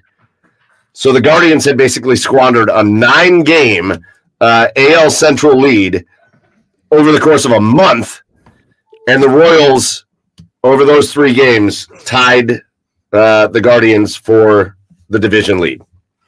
In 1 week since then, including 2 wins over the Royals. Now the Guardians just won 7-1 tonight. The Guardians have opened up a 5.5 game lead over the Royals. So the Royals threw their ultimate haymaker. Yeah. And it landed. And it got the Guardians square in the face. But as they hit the haymaker, the Royals fell off balance. Like they just put themselves in a terrible position. They fell off balance everywhere. And now here we are, guys, with 20 games left in this season. The Royals are now 5.5 games back to the Guardians, and 1 game tomorrow. And really, that game tomorrow, boys, the Guardians can, you see what can happen in 1 week. But if the Guardians can win that game tomorrow against the Royals, it can effectively put the Royals away for the season. And you got the Twins now. The Twins are in second place in the division. They are 4.5 games back. But they had closed that gap too, and the Guardians have kind of expanded that. And the Twins lost today against the Rays 2-1. So you win that game tomorrow, boys, and you just have to play decent baseball the rest of the way to win the division. Yeah. And what's been really interesting is looking back at how the trade deadline was played out for them. And I think that's been a really big attributor to how well they've been able to kind of turn things around this past week. I mean, you've had Boyd and Cobb just come into the starting rotation and been nothing short of phenomenal for this team. I mean, you've been looking for consistency in the starting pitching role all season. You've gotten it from 1 or 2 guys. And now you have Gavin Williams pitching better than he's have. Bybee bounced back today, which is really nice to see. So now you're looking at a solid 4-starter rotation, which is enough to carry you into the playoffs, through the playoffs. You have the bats waking up, and you hope that, they're going to have times where they wake up a lot. They're going to have times before the end of the season where they drop off. But you just hope that they have more ups and downs as an offense. They can stay somewhat consistent going into the postseason, but completely 180 from what we talked about last week. I mean, the team really turned it around. I think are they 4.5 up on the Tigers still? On the Twins, the Tigers are. Or Twins. Sorry, Twins. My bad. Twins. But here's a good point too from Zook. They're really 5.5 games up on the Twins because they have the tiebreaker. So the Twins have to beat them in the standings. They can't come up tied. If they come up tied, the Guardians win it. So it's really 5.5 up on both the Twins and the Royals now. That's great. Yeah, that's really exciting. And I think August was a little month of concern for all of us. It's like, well, maybe they really don't have it, but it seems like they had a really good counter to the right hook the Royals gave us. The Twins have always just kind of been around, but I don't think they've had any big runs here to really push that lead on us.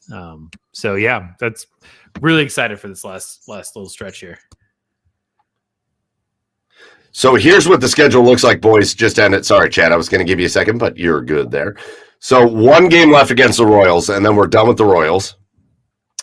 Then obviously an incredible challenge coming up the end of this week with a Friday, Saturday, Sunday series in LA against the Dodgers. That's going to be brutal. But you come off of that against you got a 3-game stretch against the worst team in maybe the history of baseball, in those Chicago White Sox. 31-109 is their record on the season. It is the most outlandish thing I've ever heard. The Guardians have to go take care of business there. Doesn't really matter what happens against the Dodgers. Try to get a win out there and then come back and beat the shit out of the White Sox. Otherwise, you got the Rays at home. The Rays are a 500 club. You got one more series at home against the Twins. You can take care of the Twins in that series right there. And then you've got a 500 Cardinals team in St. Louis. You've got a less than 500 Reds team here in Cleveland. And what you really want to do if you're the Guardians, have this thing wrapped up by the time you're done playing the Reds in that penultimate series. Because what you don't want to do, your last series of the year, I hate to give them credit, but your last series of the year is against the Astros here in Cleveland. You don't want them to play spoiler in your division hopes. Sure. Yeah. Wrap up the division before you play the Astros, and then play that last 3-game series for seeding, and you're still playing for something, but get that last 3-game series out of the way against the Astros, get the division out of the way before you play them, boys. But that is, with what they've done this week against Kansas City, that is now on the table. If they can come out and get a win tomorrow against Kansas City and you've swept them at home, getting this division wrapped up before you get to that last series is right on the table for you if you're a Guardians fan. And it's unbelievable. It's unbelievable the way they have responded. You couldn't put it better than what Pat Shea said when I flashed on the screen before. They got knocked down to the mat and they got up. They got up off the mat and they are swinging back and they're playing great baseball. Yeah, I mean, that's what you wanted to see. I mean, you're wondering if they were going to come out of it. I mean, we talked about all season about how you want to avoid the big slump, and they did that. And they saw that big lead dwindle down, and they took a long, hard look at themselves, and they turned things around. And here we are now with a chance to wrap up the division. So, yeah, you can't help but feel proud of what this team has done and how this team has responded. I mean, you knew they were going to come out of it at some point, but how well were they going to come out of it? And right now, yeah, they're playing really good baseball. Unbelievable. And again, right now you've got some unbelievable things happening in baseball. And Aaron Judge at bat is just not to be missed, right? Like, you don't want to miss an Aaron Judge at bat. Shohei Ohtani and what he's doing in LA, you don't want to miss it because it's special. You've got that happening in Cleveland with Emmanuel Clase. When that dude takes the mound, you don't want to miss it. What he is doing this year is special, and it's not what you typically would think. He's not striking everybody out. Instead, what that dude is doing, I would love to see the numbers on it. because I feel like he is not just is he the most dominant closer in baseball, but I feel like he's always doing it on less than 10 pitches. Mm-hmm. Yeah. Like every inning is just quick. Every inning is just like, 2 pitches ground out, 1 pitch ground out, 3 pitch strikeout, done, out of it. We're on to the next game. It's dominant in a way where whether he's striking you out or whether you're making contact, you don't have a shot. You're either grounding the ball out easily to one of the infielders or you're getting struck out. Emmanuel Clase, I do feel, again, I think right now, if you look at like the betting things, it has Scooble from Detroit as like the Cy Young favorite. I just think as the season goes on, if the Guardians win the division and he just continues to dominate on the saves perspective, I think he's going to be right there. I think you might see a closer win the Cy Young this year. All right, boys. Anything else on the Guardians before we get to our last segment? Nope. Okay. So we're going to take a minute and get serious here. And we're going to do our cheer of the week. And where'd Chad go? You still here, Chad? You just turn his camera off. Okay. It takes you out now when you do that. Oh, all right. But he's still here? Yep. There he is. We're going to do our cheer of the week. And usually our cheer of the week is where we kind of have fun with somebody that did something great that week or made a special play or just did something cool in humanity. But we are part of a community that got hit with some really, really horrendous news on Thursday night going into Friday of last week. We've been taken in and become part of the family that is Columbus Blue Jackets fandom. We have gotten to know the people within the Blue Jackets organization. We've gotten to be very good friends with some other podcasters that cover the Blue Jackets, or just fans of the Jackets, or just people that are around that organization. And I think we've all been very excited to see the changes with the Jackets and looking forward to the hockey season. And it's a young up and coming team, and we're going to see what they can put together this year. And that's really all we focused on. And we've had their GM on with us, and it's really all been about the hockey. And words cannot express my emotion that I felt when I woke up on Friday morning, getting ready to work, and I popped open Twitter, and I saw the Columbus Blue Jackets put out a post that says, the Columbus Blue Jackets mourn the loss of Johnny Gaudreau and his brother Matthew in a tragic accident. And it took a good amount of time for me to even understand that it was a real situation. This was a picture from the post from the Blue Jackets. I felt when I originally saw it like I was looking at somebody like making a fake thing on Twitter. And then my phone just started going off, and it was talking to you guys. And it was, I probably got 700 text messages on Friday from people. And the basic theme was just, what the hell? Like, what the hell happened? And in the end, we don't want to talk about too much about what happened, but Johnny Gaudreau and his brother Matthew lost their lives in a horrible accident made by somebody who made a terrible decision, who wound up killing not just an incredible hockey player, not an incredible hockey coach in his brother, but he killed a son, 2 sons, 2 brothers, one father to be, 2 husbands, just absolutely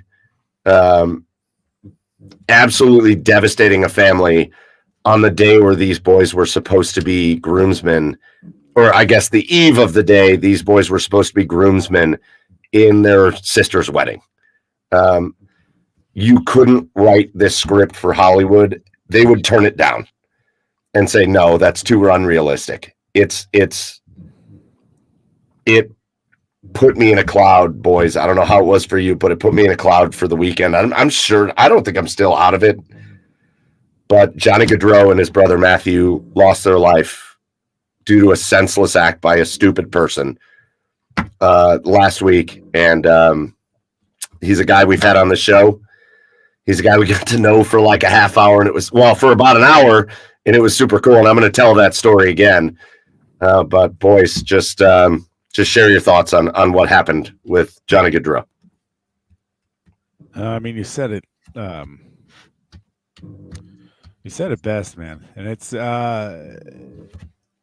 and I don't, and I still think about it now, and I just get choked up and I just get teary eyed at the fact that, again, and like you said, not only losing a great hockey player, a great human, a great dad, a great son, but that family, everything you read about that family, you see and hear nothing about how strong their bond is. But when I sat there and I thought about those two little girls, not knowing, they're not gonna remember him.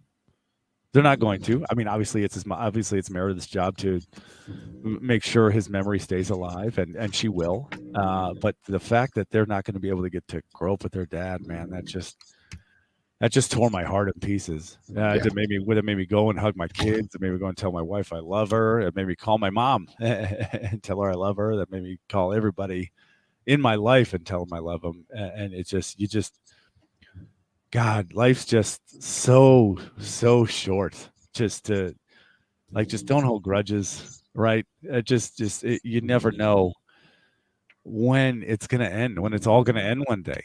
I mean, Johnny Gaudreau, for all intents and purposes, was just a young, healthy man just living his life. And he just went for a bike ride with his brother. That's it. And now he's gone. And just like that, he's gone. Life is just so,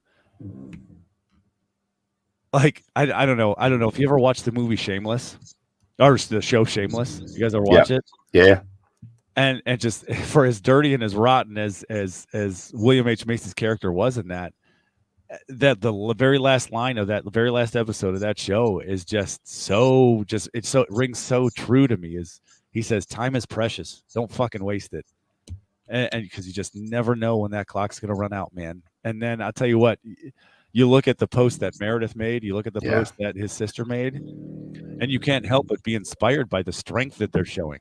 Yes. They could be sad, which obviously they are, but they chose to put it out there to let them know, like, oh man. And I choked up and teared up again when I cried when I saw Meredith say, "We're going to make you so proud." And I was like, oh God, and Katie promising Johnny and Maddie that, I'm never going to stop saying your name, and I'm going to take care of mom and dad and the rest of his brothers and sisters. Like, oh, and their kids. And I just, oh my God, I just, such strength and inspiration through such a tragic loss. And yeah, it sucks. It sucks all around.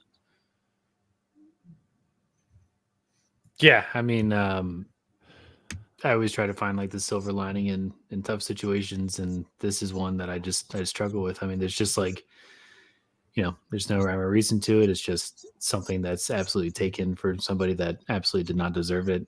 And it's really a tough part of life. I think we all have to go through, not go through, but like, we see it happen, and it could happen to us someday. And it's just puts a lot of things in perspective. I look at the years on there, and I'm the same age as Johnny, and it's just like, it just makes you think like, something like that could get taken away. And yeah, it's just very sad.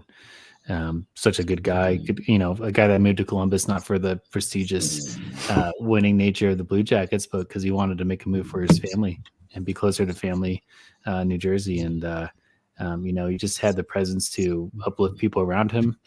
And it was just a very good spirited person. And so it's a really tough loss. Well, I'll tell the story again because I think it really is a good representation of everything you hear about Johnny Gaudreau. And it's what happened with us here on the Garage Beers podcast.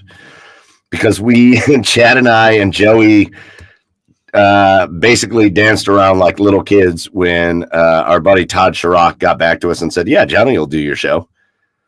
Because we do this for fun and we have a great time with it. We don't take it too seriously. And so when somebody like Johnny Gaudreau, who is a multiple-time All-Star and just one of the top-level talents in the NHL of his time, says, yeah, I'll go on and hang out with the Garage Beers guys. We feel fortunate and like, I don't know, we never feel worth it. Even with it doesn't matter. It doesn't matter who our guest is. If we have a guest that says yes to us, we're just eternally grateful, to be honest. So when Johnny Gaudreau says, yeah, I'll come on, we're like, great. So we get a message from our friend Todd that says, hey, Johnny's going to come on with you guys, but he's also on his off day and he's got his young family. And so can you guys keep it to about a half hour? Is there any way you guys can do that? We were like, hell yeah. We tell people all the time, we don't care how long you come on with us. You could be like Camryn Justice and join us for an hour and a half, or you could come on for 15 minutes. We don't care. We just want to hang out with you. And so here comes Johnny. And it's just me and Chad because it was the middle of the day and Joey had to work. And we connect with Johnny. And we have this kick-ass interview. And he is spectacular. And in the world of hockey, I got to give Johnny credit for a minute. In the world of hockey, it's tough to get a spectacular interview because hockey players are not men of many words. No. Hockey players are very much oh, yeah, it was great, yeah. And that's the answer. And you're like, oh, shit, all right. Oh, yeah, we didn't play so good in that game. Oh, no, okay. And you're like, oh, all right, well, okay, let's not even. But Johnny was not like that. He talked about his family and he talked about coming to Columbus and he talked about his career and he talked about playing with the Jackets and he talked about his friends and we got to know him a little bit, right? Yeah. Well, yeah. I mean, and that was the interview, right? Because the Jackets were in the middle of a terrible season. And I told Todd, I said, we just want to come on and have some fun with them. And we had a blast. Let's have a smile. And what happens? We're wrapping up the interview. And my face goes white as a ghost. And Chad notices my face goes white as a ghost. And then he notices why my face went white as a ghost. And the reason my face went white as a ghost is because I looked up and saw this little record thing that happens on the screen wasn't on. So we just did a half-hour interview with Johnny Gaudreau, just like an absolute. It's what we talked about from the minute he signed with the Jackets, and we didn't record it. And it wasn't there. I don't know what happened. It just wasn't there. And so Johnny notices that I'm white as a ghost and Chad's white as a ghost. And he goes, did I miss something? That's what he said. He goes, did I miss something? And we looked at him and we said, hey, man, I leveled with him. I go, hey, I know it's a family day for you. So maybe we can do this again sometime. But we just noticed that our system didn't record this. So we just did this whole interview and nothing saved, and we're not going to have anything from it. But maybe we'll work with Todd and get you back on again, and we'll do it again down the line. And he goes, well, do you guys have to go? And we were like, what? And he was like, well, can you just record it and do it again? And we were like, yeah, but if you have other things you got to do, we'll figure it out a different time. He's like, boys. He looked. The quote was, boys, just run it back. And the goosebumps of this dude, I was so excited at the end of it. I was like, this is the nicest guy we've ever talked to.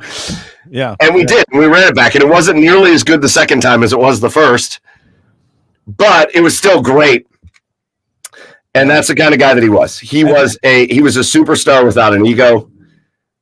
He was the smile that you saw on his face was real. Nothing was for show with this dude. He didn't do anything to try to impress anybody. He was just a real guy from a real place that loved playing the game of hockey, and he loved being a dad, and he loved being a husband, and he loved being a part of his family. And I'm so grateful I got to stop hitting the table. I'm so grateful that we got that time with him. I'm just very grateful for that because me too. Yeah, and I remember. You remember at the end too. After we recorded the second time, we said, "Thanks, man." We promised Todd we'd only take, and hopefully Todd doesn't listen to this. I get in trouble with him, but we said, Todd only told us to take 20 minutes with him, and Johnny just goes, don't even tell him."